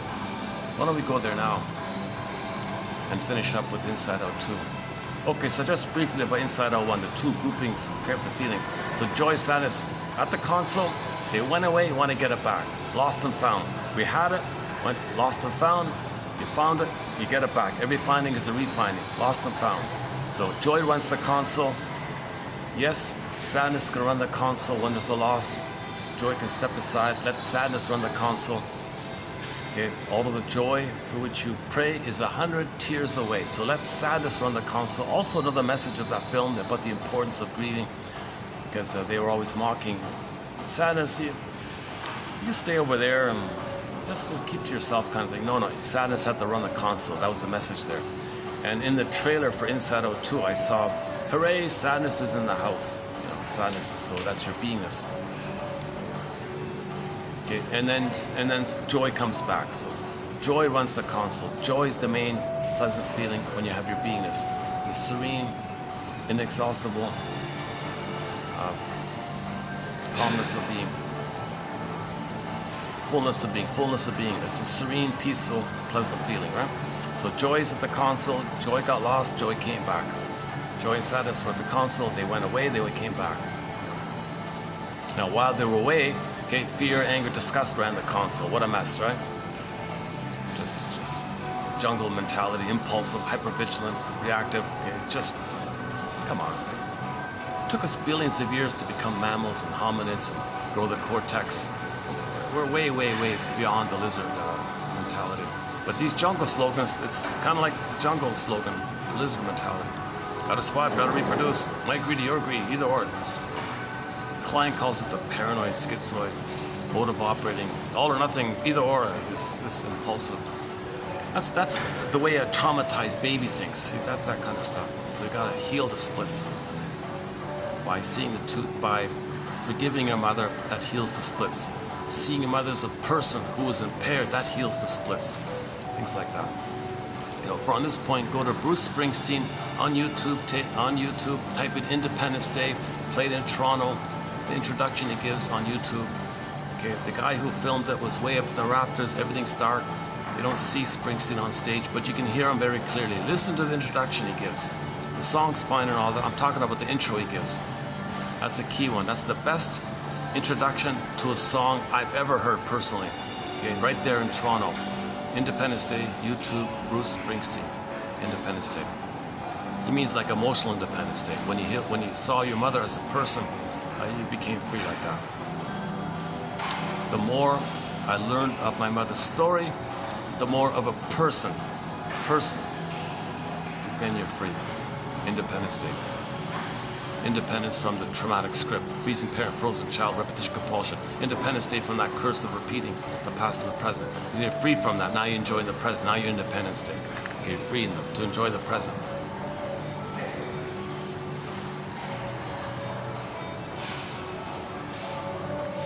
Yeah, okay, let's move across. Oh, hey, what about this?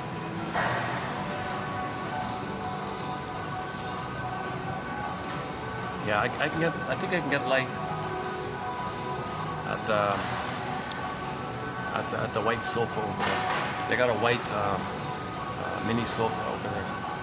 Oh no, not a sofa, chairs. They got some white chairs across the path there. So let's move it over. Hold on a sec. Give me a minute here.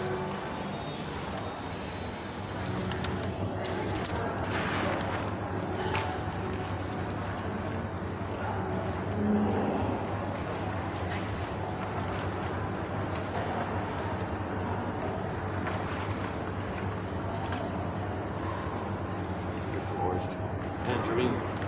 Get some tangerine.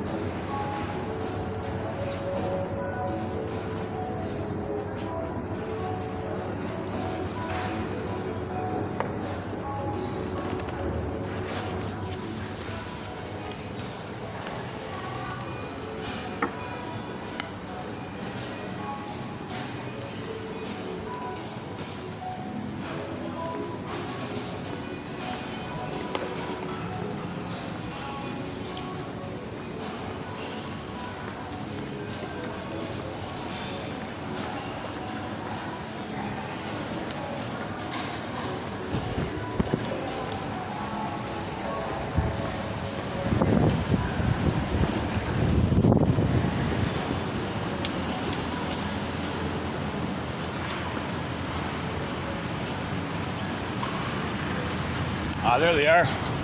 Those nice white chairs over there.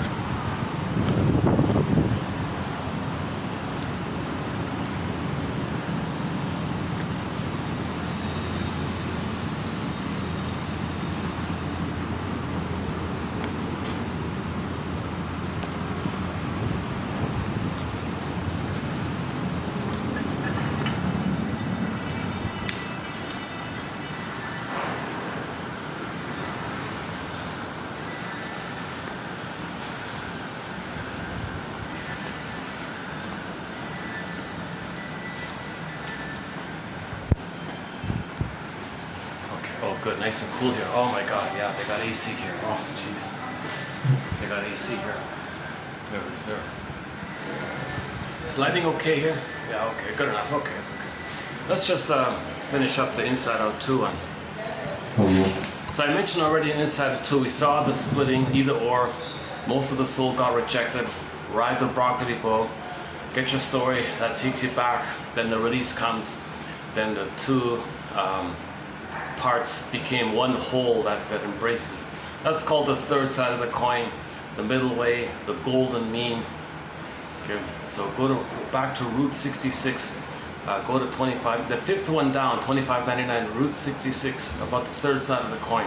We're looking for the third side of the coin. This ability to realize that everybody loves and cries for love, and it's the same kind of thing. Like we're meant to always be learning and curious and wonder, but if you can, you're always judging and prejudiced, well, that's trauma. So you understand that they're in trauma like that. They're people who are very wounded in pain when they're crying for love in a very painful way.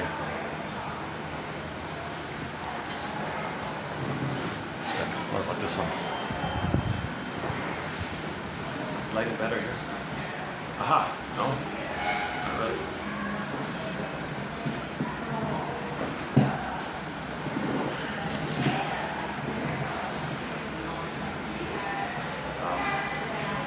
Yeah, I'm feeling a little antsy today for some reason.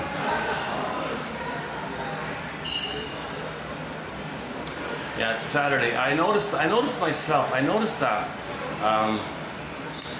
just before coming out, I felt a little more anxious. I noticed why am I? It's Saturdays. Things are way more busier, right? So I noticed my nervous system was already reacting to the fact that I'm going out on a Saturday when I know things are, twice as busy as normal kind of thing. Although today luckily isn't too busy, right? Plus I'm at the quieter end of the city, so. Okay, enough about that. So sorry. So let's just pick up on the 3 points. Oh, sorry, I gotta preface it with something here. So in Inside Out 2, remember those 5 emotions we talked about in part 1? Joy, sadness, fear, anger, disgust. Okay, in part 2, okay, all 5 of them got bottled down. So what's on the surface now? Well, okay, there's going to be 5 pairs there. So for sadness being down, okay, on the surface will be nostalgia. Now she played a very minimal role, basically she just made little cameo appearances kind of thing. So sadness is in the bottom, so the person won't. Okay, again, in Inside Out 2, they're showing the same pattern. Okay, the soul got repressed, so all the 5 got repressed.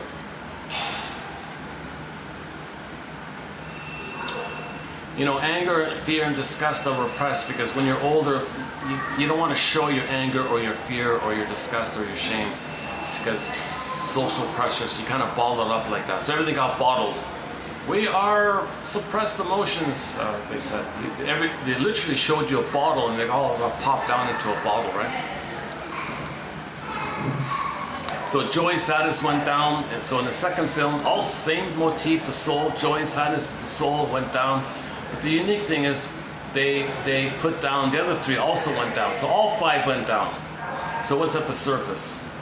Well, let's start with anxiety, of course, yeah, so fear's in the bottle, okay. Anxiety means you're gonna be reminded of the old fear. Anxiety says in the film, I prepare for the future.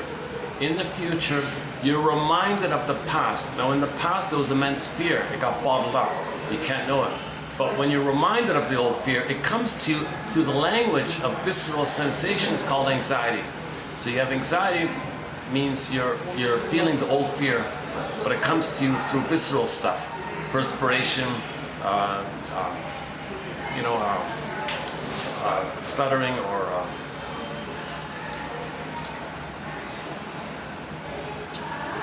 maybe poor blood circulation, bodily kind of stuff, right?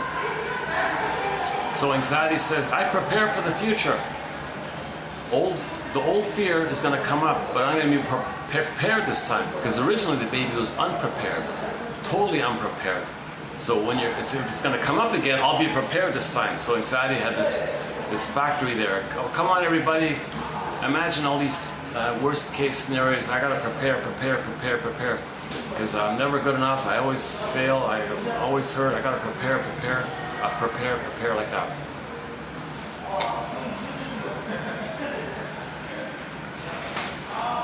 Now, one sec here.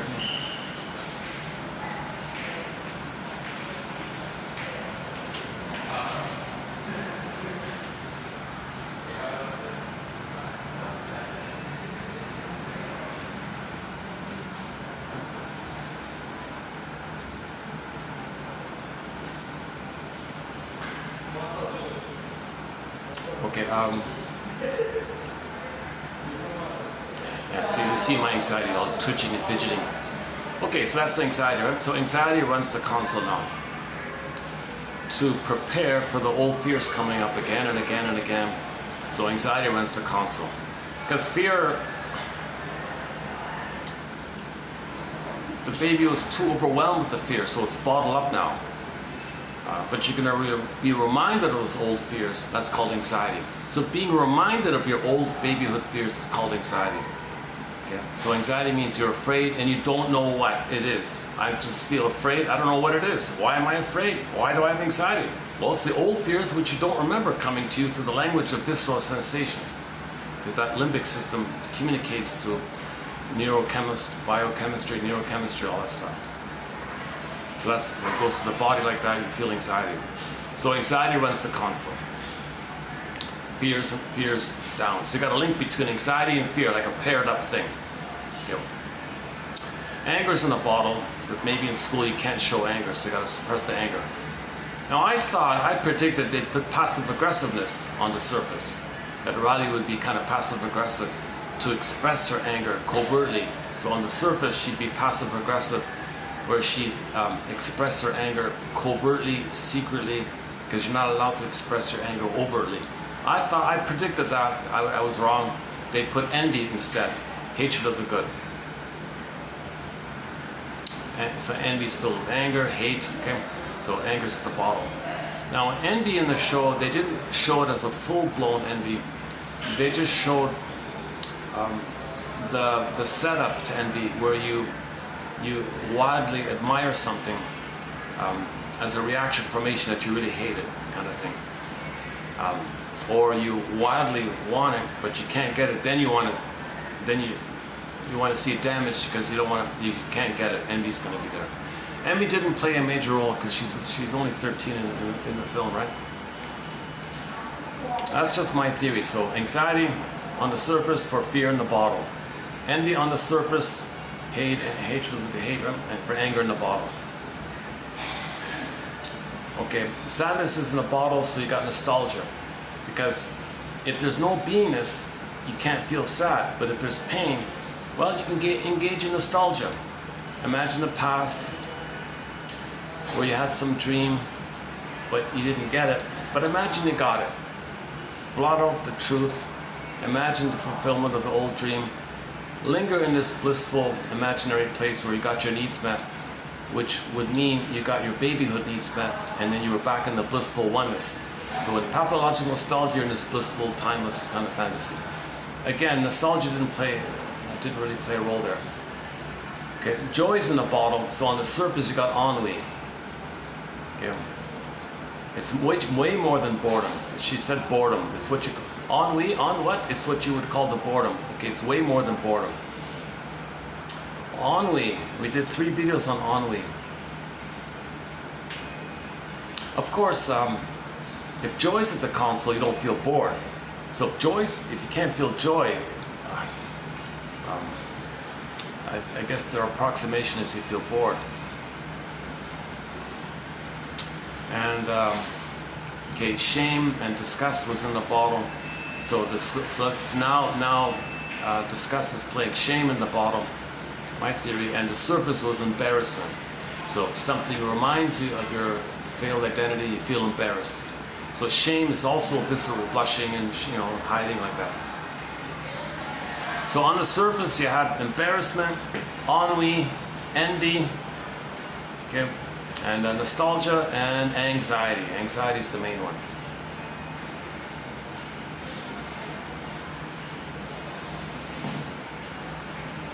So the whole show with anxiety, the whole film with anxiety being there. We're going to face those old fears of the mother. Let's be prepared, let's be prepared, let's be prepared.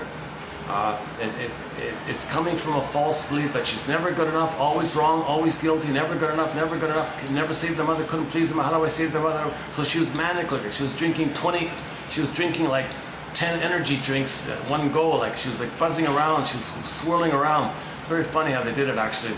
And she was trying so hard to please the mother, save the mother. She was trying and spinning. She saw this whirlwind, like a what do you call it?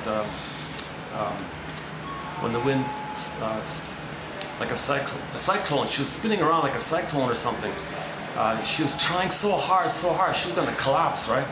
But she's got to save the mother. I got to fix the mother. I can't be her mother. I got to save it. I got to fix it. Don't hurt me. No, I got to save it. So she's trying. So spinning around manic like this. Because the belief is she's guilty, she's wrong, she's no good, she's defective, she's being punished. No, I gotta save the mother. So that's anxiety's coming like this.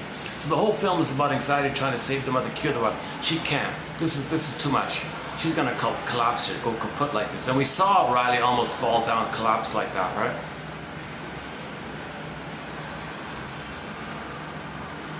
Okay, so finally the healing process was. Joy and sadness, well, the gang came up to the front. The five that were in the bottle came up to the front. It's mainly joy and sadness. So, the other ones coming to the front means you can be assertive. You can have anger. So you can express healthy anger, clean anger. So you can do it that way. And fear means, well, you can admit you're afraid, okay, for something in the present, because now you're in the present, and you can admit shame or embarrassment in the present because you're more mature and you can accept your feelings more like that. So you'd have all 10. So at the end, all 10 came up. All 10 were on the console, right? That's what you want. You want to have access to all your feelings, a wide range of feelings, needed feelings, appropriate feelings. You want to have access to all your feelings. Yeah. And who runs the console? You guessed it, joy. Joy comes back to the console. Joy runs the console. And when joy came back to the console, Riley could apologize for all her mistakes. So she was really cruel. Well, Joy was gone, so she apologized. She was mature. She made amends. She apologized to her friends because before she was greedy. Envy was greedy. Anxiety, of course, kind of greedy. Envy was kind of greedy. Greedy. So she made selfish choices like that. So she apologized to her friends for her behavior, and they forgave her and all that. And so she can make amends for her mistakes. That's the capacity of the real self, to be able to make amends, to be able to say sorry. She said sorry to her friends. So the narcissism can't do that, right? When the gang was pushed down, she couldn't care less, right? Ennui, who cares? Envy, whatever, ambition, anxiety, gotta be a star to be seen, so parents can be seen. So you redeem your parents, because if you're seen, your parents will use you as a proxy of them, and they feel seen. You're trying to save them. So you're kind of greedy like that. In your manic greed, you don't care the effects on others. So when she got back her soul, she looked back and said, "I'm sorry about my behavior. I lost my mind," kind of thing. Well, she lost her soul, kind of thing, right? Got her soul back. When you get your soul back, you feel bad for the way, so you make amends. And then she was calmer. She was a team player like that. And then the coach saw her maturity and said, "Oh, you're awesome. We want to give you a scholarship." She got a scholarship, made new friends, everything was okay, right? Okay, for a greater discussion, it was discussed in previous videos. I kind of skipped it over here a fair bit. But I saw this morning a little clip by Pete Doctor's team there, and the team members were saying that they were really trying to add 3 other new characters. They were going to pair up, they were going to have jealousy alongside with envy to make it distinct, to make a teaching point that jealousy and envy are different things. Envy is about your identity, hatred of the good. Jealousy just means you had something, you lost it, and you feel jealous. Jealousy is not so bad. Jealousy means you have self-esteem. Envy means, I have no self. That's why it's more intense with the envy. So I think maybe they were going to try to show the difference between jealousy and envy with that one. What's the other one? Okay, Schadenfreude. They were going to put Schadenfreude in there.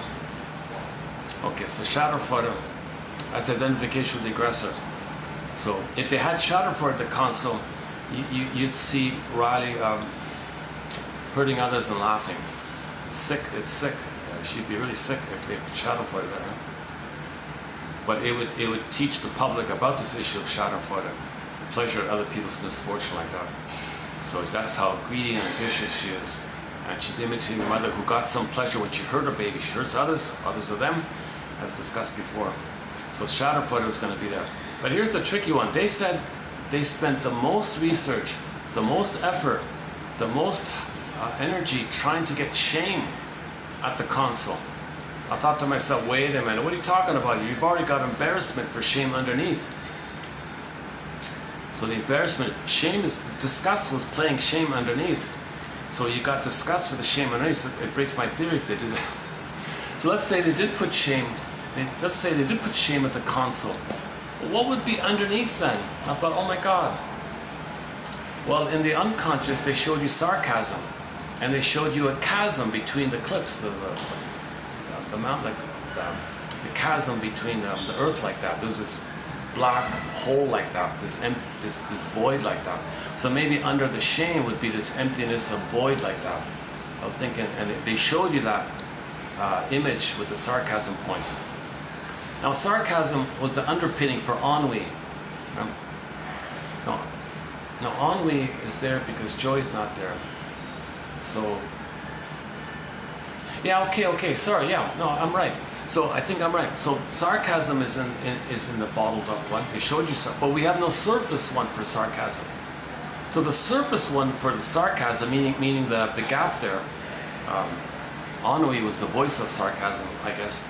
But the image of the gap in the chasm, the chasm of the earth like that, earth split up, the black hole like that. You'd have shame for the emptiness of the black hole like that, shame like that.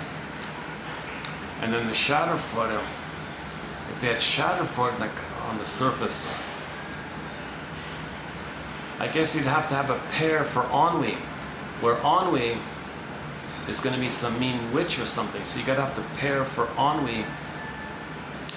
To have sarcasm, to have sarcasm on the surface, you'd probably have to have like a contract, deal with the devil contract, and Riley signed her signature. I make a deal with the devil, and you have a piece of paper there, Faustian deal, I signed the deal, and then you got Schadenfreude on the surface. So okay, you don't need a character underneath. You don't need a character. If they had Schadenfreude on the surface, you wouldn't need a character. You could just show, like on the wall, like a framed contract.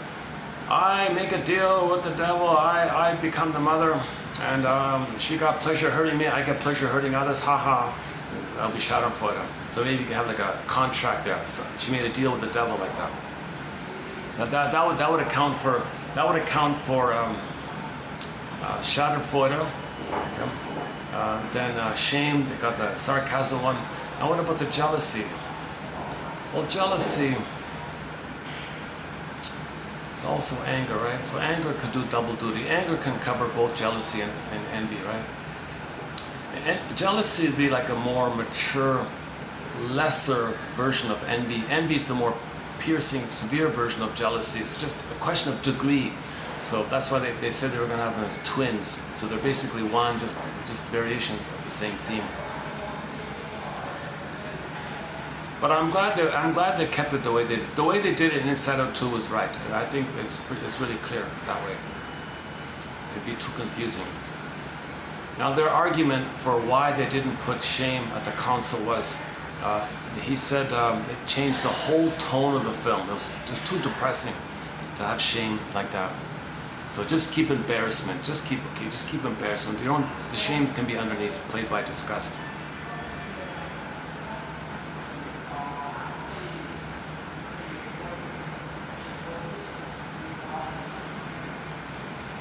Okay. And the lighting's not too. Yeah, lighting's okay. So sorry.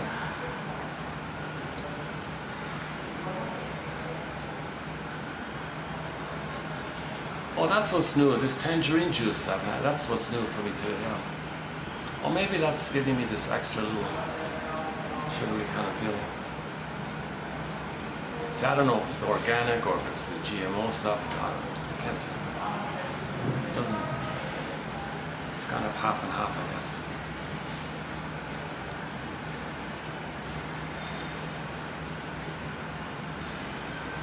So if the baby doesn't get proper nutrition and food from the mother because she's too stressed, she gets too much cortisol, well, he felt polluted in the food area, so we pollute the food, we damaged the food supply on the planet to reflect that we didn't get nourished by the mother properly. As above, so below. So Robert Bly says, heal this inner stuff, then the outer will be normal. If we're traumatized inwardly, we're going to be doing traumatizing things outwardly to reflect our traumatized state inwardly. So heal the man in the mirror. Michael Jackson, Man in the Mirror. Yesterday we saw the mirror there with the whales on it, acrylic whales on it. How are we doing here? Let's see, what is it? Battery's holding up. Battery's holding up, 617. Okay.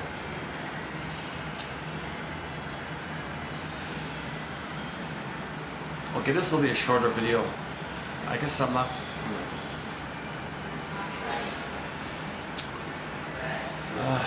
Actually, I think my mood for the past couple of days, my mood's been in a bit of a dip, so I'm not feeling my cheerful, upbeat mood usually. Some videos I'm in a good mood, I'm calm. Some videos I'm a little more anxious. So running my console is that anxiety character buzzing around all the time.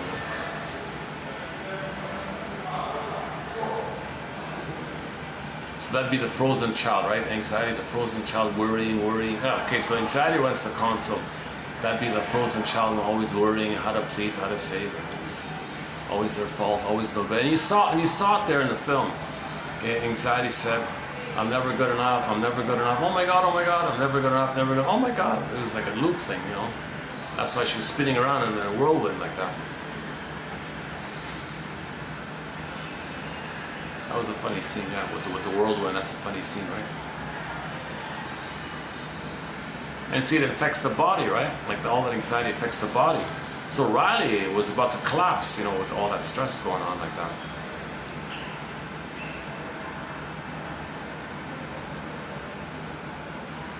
So in conclusion, it's no baby's job to save the mother. The baby's not guilty. The baby did nothing wrong. The baby did nothing wrong. He was born to be loved, but the mother was impaired. He temporarily, to make some sense of the chaos, he thought he was no good, guilty, defected. That's just temporary for the time being. And now, when you get older, you got to update it. You got to update it, i.e., correct it. You know.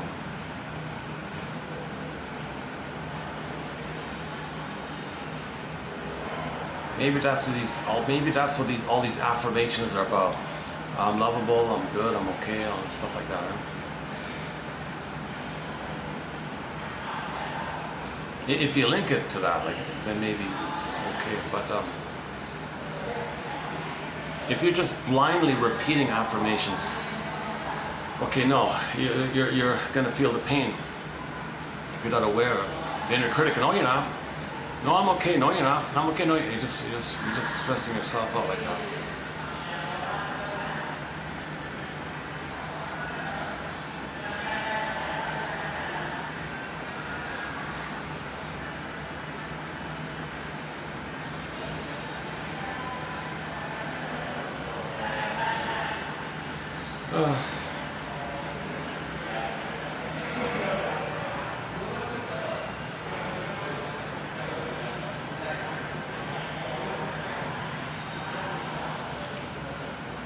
This is the smokers section. I've talked about it before. Janov says, when a smoker reaches for the cigarette, are they aware in that moment while they're reaching for the cigarette that they're in pain, looking for a tranquilizer to numb the pain? Are they aware that they're looking for a tranquilizer? He calls cigarettes little tranquilizers. Are they aware? That's his question. Are they aware they're in pain? Unconscious pain. They might not even be aware of it, I guess. Sibling society. That's sibling society.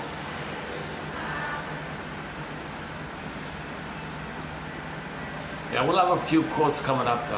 We have a few quotes coming up from Robert Bly's book, Sibling Society. Just a couple.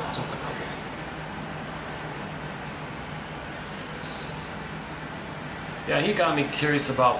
He reported about the fairy tale. Was it the Grimm's tale? One of the fairy tales called Hans my Hedgehog, the Hedgehog Boy, right? So the king wanted to have a kid. He ended up with a hedgehog. Ew, put it away. Put it behind the stove like that. I don't want to see it. So that's a metaphor that some fathers reject the son. Ugly, I don't want him or whatever. So the father didn't want to see the kid. I ignore the kid. I don't want to see him. Put him behind the oven like the hedgehog can sleep on a mat behind the oven or the stove, whatever it was. So after some time passed, the hedgehog said, "You know what? Do me a favor, father, rejecting. Next time you go to the market, buy me an accordion. And one more favor. That rooster we have in the back, could you put some iron shoes on the rooster? And I'll leave you alone. What do you say? Deal? Deal? Great." Father was thrilled. So he put iron hooves on the rooster's feet and bought the hedgehog an accordion. All right, fine. So the traumatized image of the boy, the rejected boy, with the needles, the piercing, the rage, I don't know, the rejection, the pain, the shame, I don't know. Took the rooster and hopped on the rooster's back. "Rooster, take me away. Let's go, rooster." Rah! Rooster flies, and he's playing the accordion. He's playing the accordion, grieving, mourning, flying away, escaping, mourning with the accordion, the sad music. Rooster's flying away. This vibrant rooster. Maybe it's like the phoenix. Maybe it's like that. He's being free like that somehow. So he goes to he just flies away kind of thing. And he's trying to learn about himself. Goes to the unconscious, goes to the forest like that.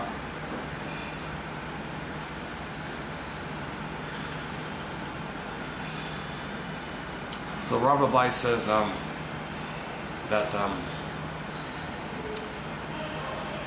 these mythology stories, these fairy tale stories can kind of validate your trauma like that.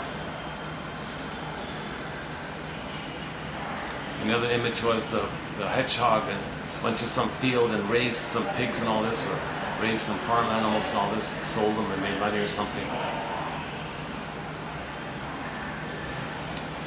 And then he was helpful to other people, meaning at some point the person accepted their feelings.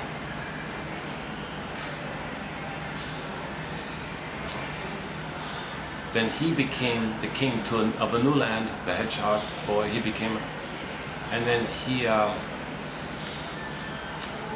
became a prince and all that because of that. So he morphed into his human and married the princess and became the new king of a new land. And then accepted, and then flip-flop. He accepted the shamed father, the rejecting father, as the rejected self, and took care of him. Not like take care of him, but accepted that part of him now that was shaming. That's like an echo of his shamed self. Not saving the father, but just including a full story, I guess, something like that.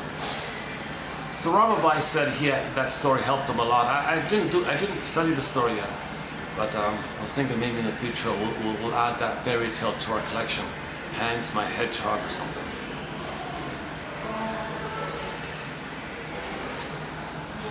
So it's about the Elias complex. It's about when the father rejects the son. So the fairy tale is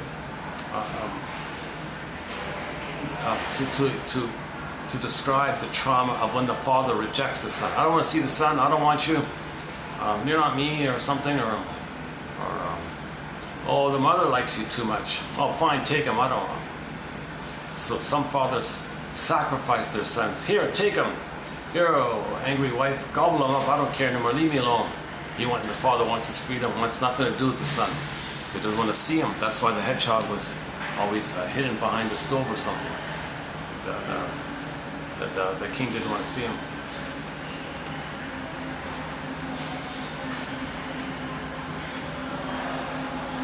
So he said that story was the first story or something that got him in touch with his trauma at home or something. How the father was alcoholic, rejected him and all this stuff. But he got lucky. Robert Bly got very lucky. He grew up on a nice farm, and his mother was a scholar, like a linguistics, language scholar. Taught him languages, taught him literature, taught him how to write and all this stuff. So he got lucky. But he was excluded from the older brother and the father. They kind of split it like that. So in the beginning, Robert Bly did workshops. It was just for ladies for like a whole decade. He did only workshops for ladies. One day he was nudged to do one for men, and boom, the birth of the men's movement. Robert Bly is the father of the men's movement. Iron John's the Bible of the men's movement. He said, no, it's not. It's just a discussion of a fairy tale. Come on.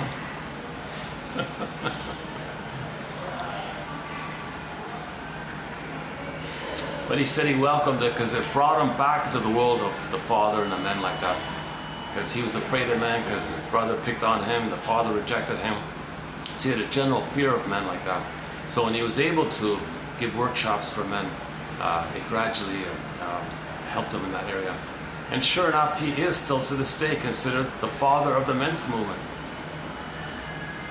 Like a man who never had a father who accepted him, right? People turned to him for that kind of thing. But he says, don't do that. Please don't do that.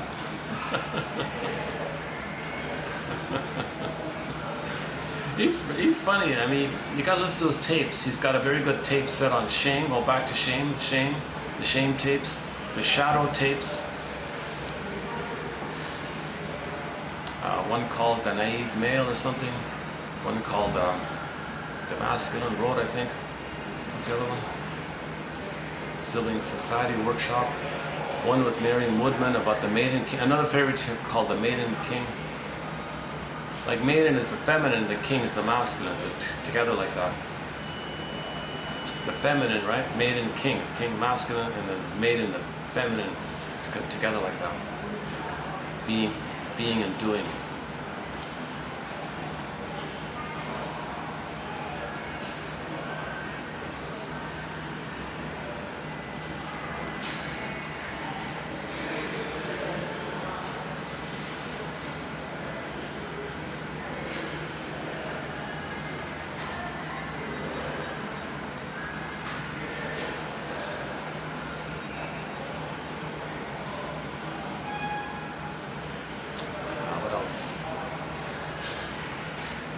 What else?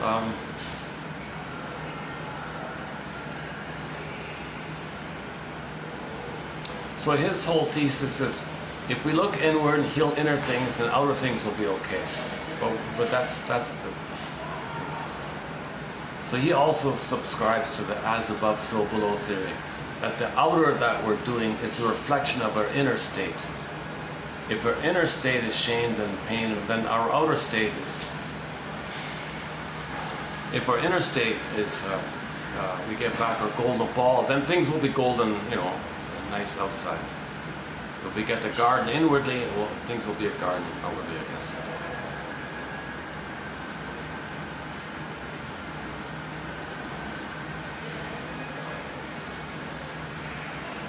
I think our self-help thread is helpful, the I statements one, and the topic on resolving splitting, that's an important one. The whole grief process one.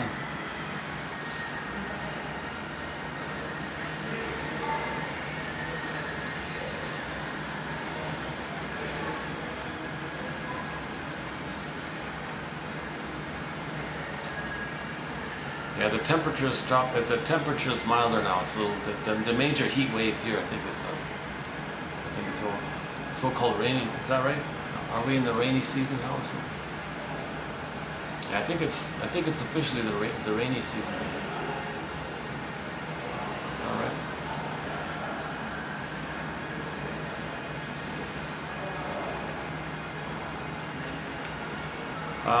Okay, maybe we'll wind down with this song here. Let's wrap it up here.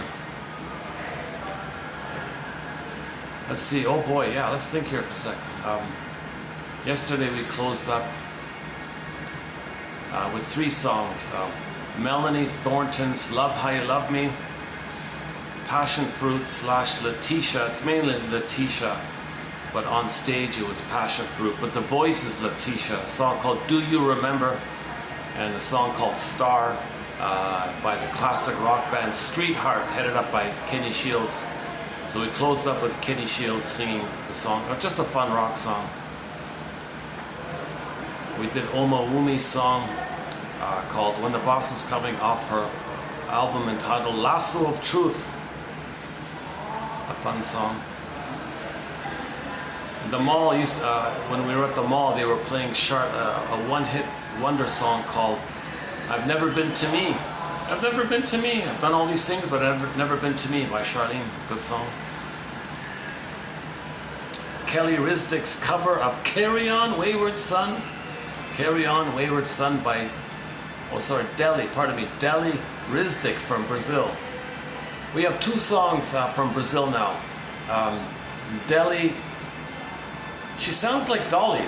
If Dolly Parton were to sing "Carry On Wayward Son," it would sound like this, I think. So, young lady, Deli Risdick's cover of "Carry On Wayward Son." Check it out. You'll think you're here for a minute there. You'll think it's Dolly Parton. Deli Risdick, R-Y-S-D-Y-K, right? Is that right? Deli, D-E-L-L-O-S. Sounds like Dolly, right? Dolly. Okay, Deli Risdick's cover of "Carry On Wayward Son." The ending of the song, the second last line is, "And now you no longer feel empty." The chasm, the shame is gone. You don't the shame because you closed the chasm. You have your ground, Now you no longer feel empty. Carry on, wayward son.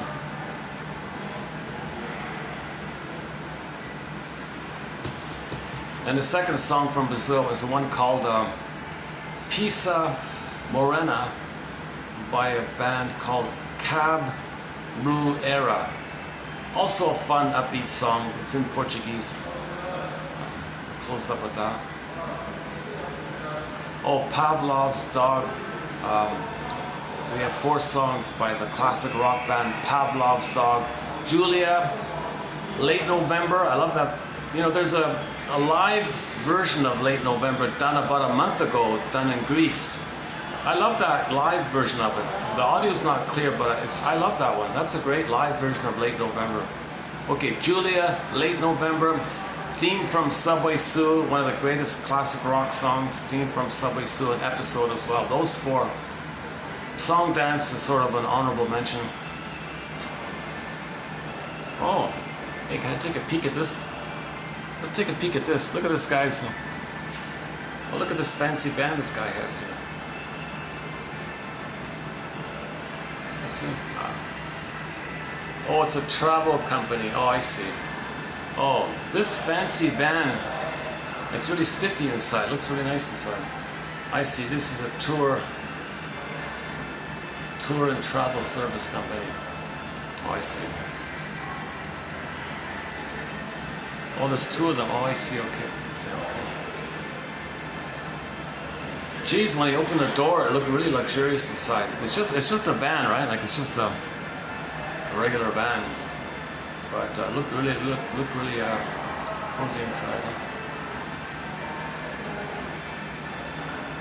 It's brand new, yeah, brand new.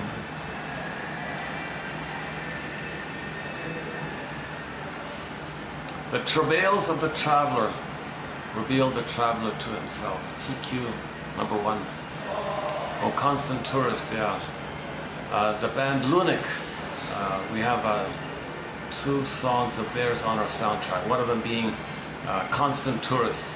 So the young lady is a coach. She's a duped rescuer trying to save the narcissist. There's no emotional connection, so she always feels like a tourist. There's no warm connection. She's out of it, like cold, like a tourist, never at home. So she chose. It's really quite explainable. She chose a fellow who makes her feel like a tourist, because the mother made her feel like a tourist, never at home there. The other one is shuffle the cards, right? Shuffle the cards. But that singer, Jael, she also sings. She was a guest singer for the band Delirium, and we have that song, the acoustic version called After All. We've got 4 songs by Delirium. That one called After All, the acoustic one with Jael singing. And then Self-Saboteur, great song. Don't you know, don't you know, don't you know. Great song, Self-Saboteur. Truly, truly, yeah, that's a good one. And the one about the fall, something fall, after the fall, no. After all, after the fall, something, I forgot the 4th one. Ann Shell has a new song, yeah, I kind of passed on that one. But we've got 7 songs by Ann Shell on our soundtrack. Castle by the Sea, and one called Borderline, and so on. Hayfield, of course, yeah. Yeah, let's close up with Ann Shell's song called Borderline. It's not about the borderline personality pattern. She's using the word meaning the couple is arguing, and the marriage is on the rocks, on the border like that. Are they going to stay together? Are they going to break up? Calling all angels, can we help them or something?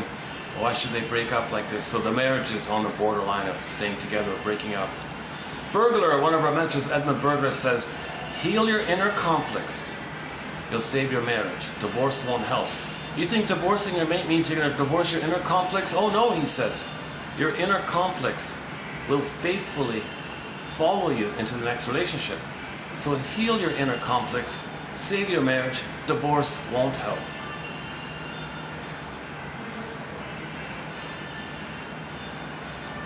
That's a fun upbeat song, yeah. Ann Shell's Borderline.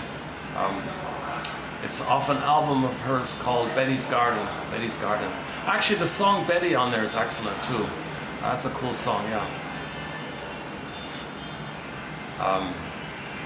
The song Betty is about a real cool kind of a gal enters into some town. Everybody's talking about her a bit. How's she doing, kind of thing. She's got a nice house with a apple tree or something, or a plum tree, I forget some kind of tree there. Cherry tree, was that a cherry tree? How's she doing?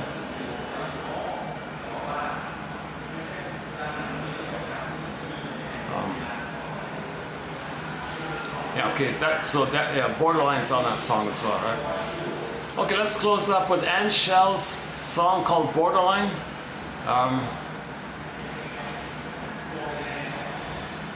So if a couple is fighting with each other, right? Okay, what they're doing is they're both reconstructing and replaying their old battle in the childhood, recreating in the present, still fighting like children in disguised form. So unravel that, identify that it's the past, build your adult mind in the present, make I statements together. How to make an I statement? Just make I statements back and forth. I statement, I statement, I statement, I statement. You're building intimacy, you're building understanding, you're building communication, you're building vertical thinking, okay, feelingful thinking, you're mourning, and okay.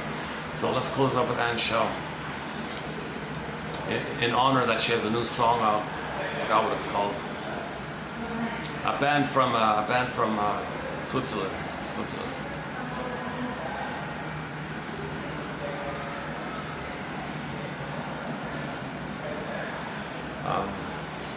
The lead singer is Michelle. What's her name? Michelle Ann or something.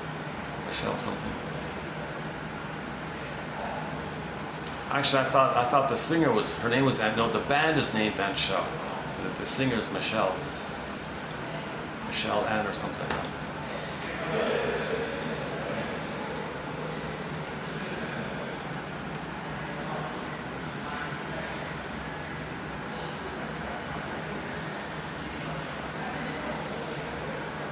I'm just fantasizing about these nice vans, you know, might be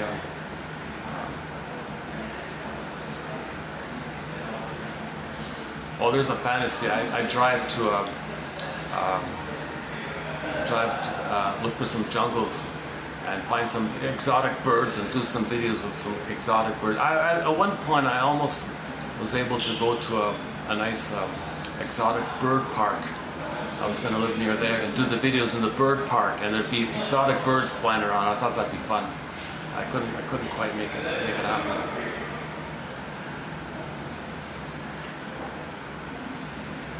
Almost. Almost.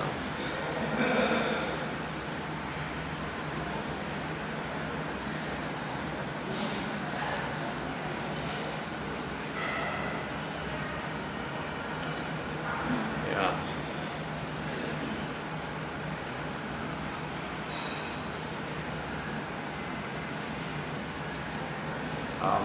Our companion birds to our collection here are the blue jay for sure, the pigeon, we got the pigeon joke, yeah, I forgot about that, the loon and the heron, the spotted dove, I'm pretty sure that's what it's called, the spotted dove, could be wrong. Is that it? Oh, the crow, oh my god, the crow for sure. Yeah, the crow for sure. Some indigenous people regard the crow as the keeper of psychological, spiritual wisdom, knowledge. The crow is the keeper. They project, you know, smarts and all that onto the crow because they're so alert. That those eyes of theirs, they see things. They look like they know so much, right? So indigenous people would just project their own knowing ability, and just to acknowledge a catalog of spiritual knowledge. Oh, the crow is the keeper of spiritual knowledge.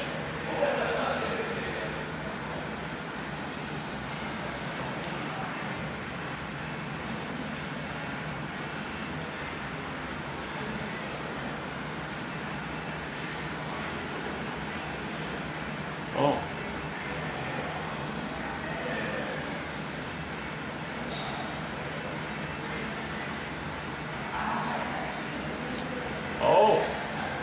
Oh, these tour buses is for oh, I see, it's for a certain, it's oh, never mind, whatever, okay. Oh, it might be for some executive type people. When the boss is coming, though. No, never mind, yeah, okay, Oma Wumi. A pop diva singer from Nigeria named Oma Wumi, written as one word, O-M-A-W-U, M as in Mary, I. A fun song of hers, When the Boss is Coming.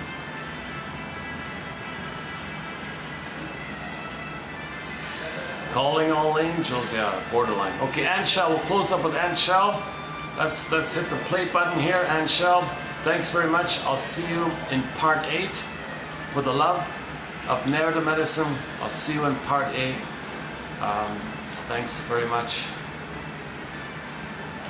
We talked about the Twilight Zone, right?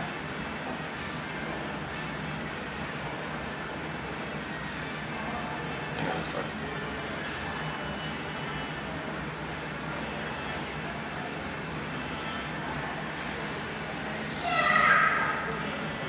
I think we're up to date with the Twilight Zone episodes. I think we're all caught up. Wong's Lost and Found Emporium, To See the Invisible Man, the alien one, I forgot the title of that one, Mr. Motivation, the one about the Doberman Pinscher. Oh, another one called Need to Know, in reference to how a baby cannot know the truth. If the baby knew, really knew, that their mother doesn't love them, that it's hurting them and exploiting them and shaming them and hurting them, and not only that she doesn't love them, but she hates them, the baby can't know their own mother hates them. They cannot know this. If they were to know it, theoretically, they'd go nuts. They'd be in the madhouse, they'd be psychotic and all that stuff. That's what that episode is about. That's code for that. So the characters in that story, they all ended up in the psych ward, and that's because they had knowledge they couldn't handle. Same idea, a baby can't know the truth. So those farmers, or those villager people, that community of people, they couldn't know that, they couldn't know what, so they were told some kind of truth and they all went nuts. I think that's just code for, I mean, nothing somebody tells you in the it might disturb you or be shocking, you know, it's not going to make you lose your mind like that. So I'm pretty sure it's code for this. The baby would go mad. He would go mad, psychotic. He'd schizophrenic. He couldn't know it.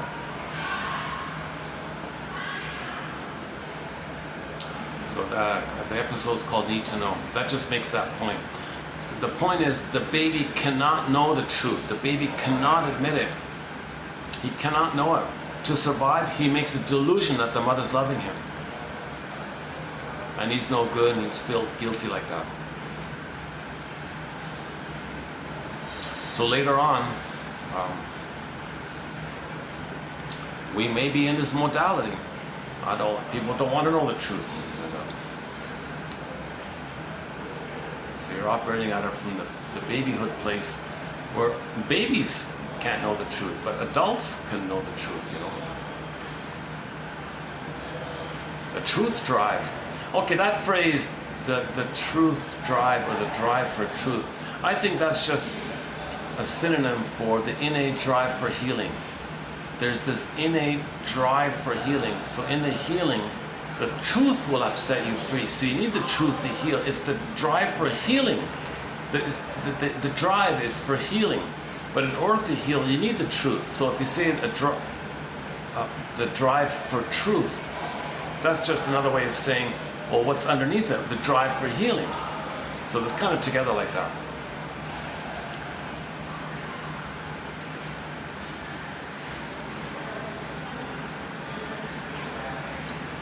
Okay, let's go back to the music here. Let's close up with Anshell's song called Borderline. Hoping the couple can calm down. You know, if the couple's arguing, who was it? Was it Kimberly Harding? Somebody said they need 2 hours. They got to do a timeout, and according to her, it takes 2 hours for the cortisol to exit the bloodstream. If they're arguing, that means there's too much cortisol in the bloodstream. His bloodstream is filled with cortisol. Okay, her bloodstream is filled with cortisol. Okay, his amygdala is filled with oxygen and blood and all that. And her amygdala is filled with oxygen and blood, and they're all revved up like this. And she says if you take a time out, okay, it takes about 2 hours for the system to come back to normal. To help it get back to normal, you got to realize that you're living in the past still, fighting in fear that your mother's going to abandon you, your mother's going to hurt you. You're operating from that kind of place. That's called anxiety, right? All that fighting, that's anxiety from the old fears. It's not about the present. The present's just reminding the past. Reminds you of the past.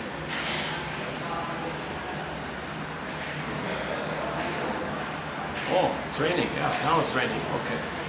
I've got a new umbrella, so we're okay here.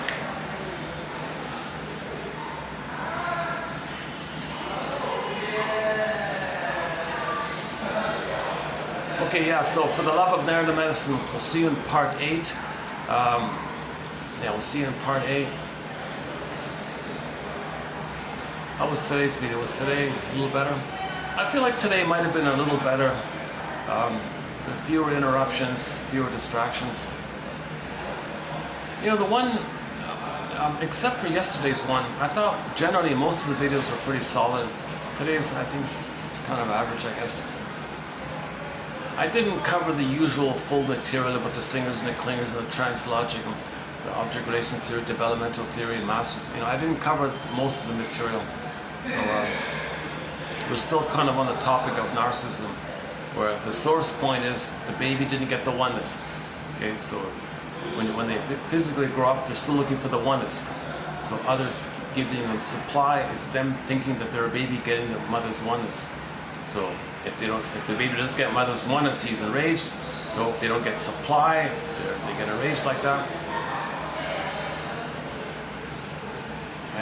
And they just think that it's only about survival. Okay, that means the feeling self got frozen. What a pity, right?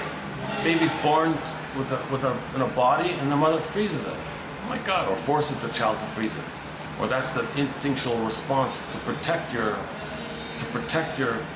emotional body. We freeze it. The system freezes when the mother's a freezing mother. Why is the mother a freezing mother?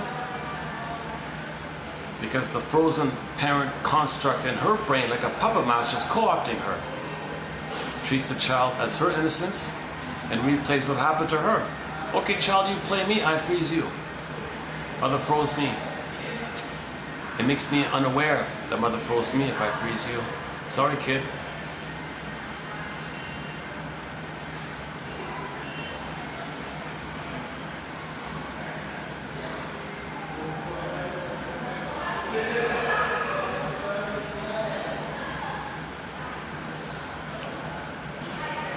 I don't know, despite what people say, daughters are meant to also separate from their mothers.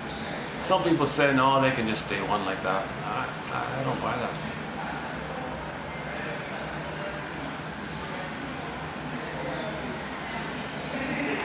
The more the mother rejects the daughter, the harder it'll be for her to leave the mother.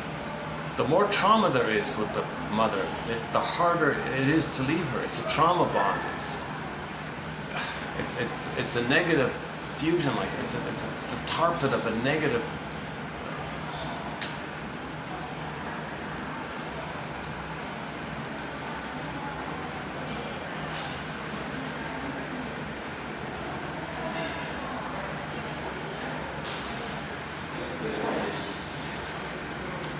Yeah, there's a book called The Electric Complex by Hendrika Alberstadt Freud, no relation to the other Freud. She talks a lot about this issue.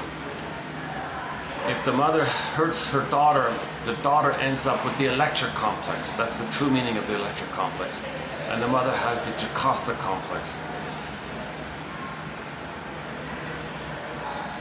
Now, if this poor daughter runs to the father thinking the father could be the mother, the father can't do it. So she's enraged for that. And what the father can do is offer some connection there to give the daughter the feeling that he can protect her from the abusive mother. But he can't meet those needs. So they say she has a father complex. No, it's the electric complex of the mother. The father can't do what the mother's supposed to do. So the father's got a lot of blame like that. Now if the father is not around, she's doubly enraged, wrongly enraged, but then partly, authentically, legitimately enraged because the father's meant to protect her from the abusive mother. But if he's not around, oh my God, what does she have left, right? She just mimics the mother.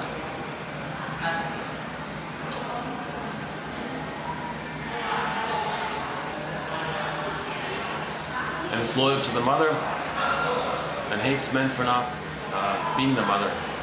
So split like that.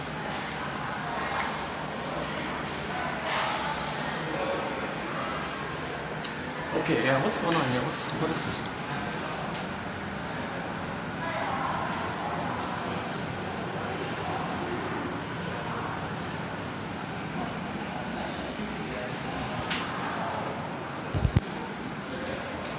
Let's wrap it up here. Thanks very much. Yeah, once again, back to the boom box here, back to the CD player, cassette player. Let's open up the CD player. Take the CD from Anshel, Betty's Garden CD. Put it into the CD player. Let's close the lid. Let's press the play button and fast forward to the track, the borderline track. And I'll see you in part 7. Thanks very much for the love of narrative medicine. We'll see you in part. Today was 7. No, see you in part 8. Yeah, today was 7. I'll see you in part 8. Pardon me. I'll see you in part 8. Thanks very much. Play button. Part 8. Narrative medicine. See you in part 8. Thanks very much. you.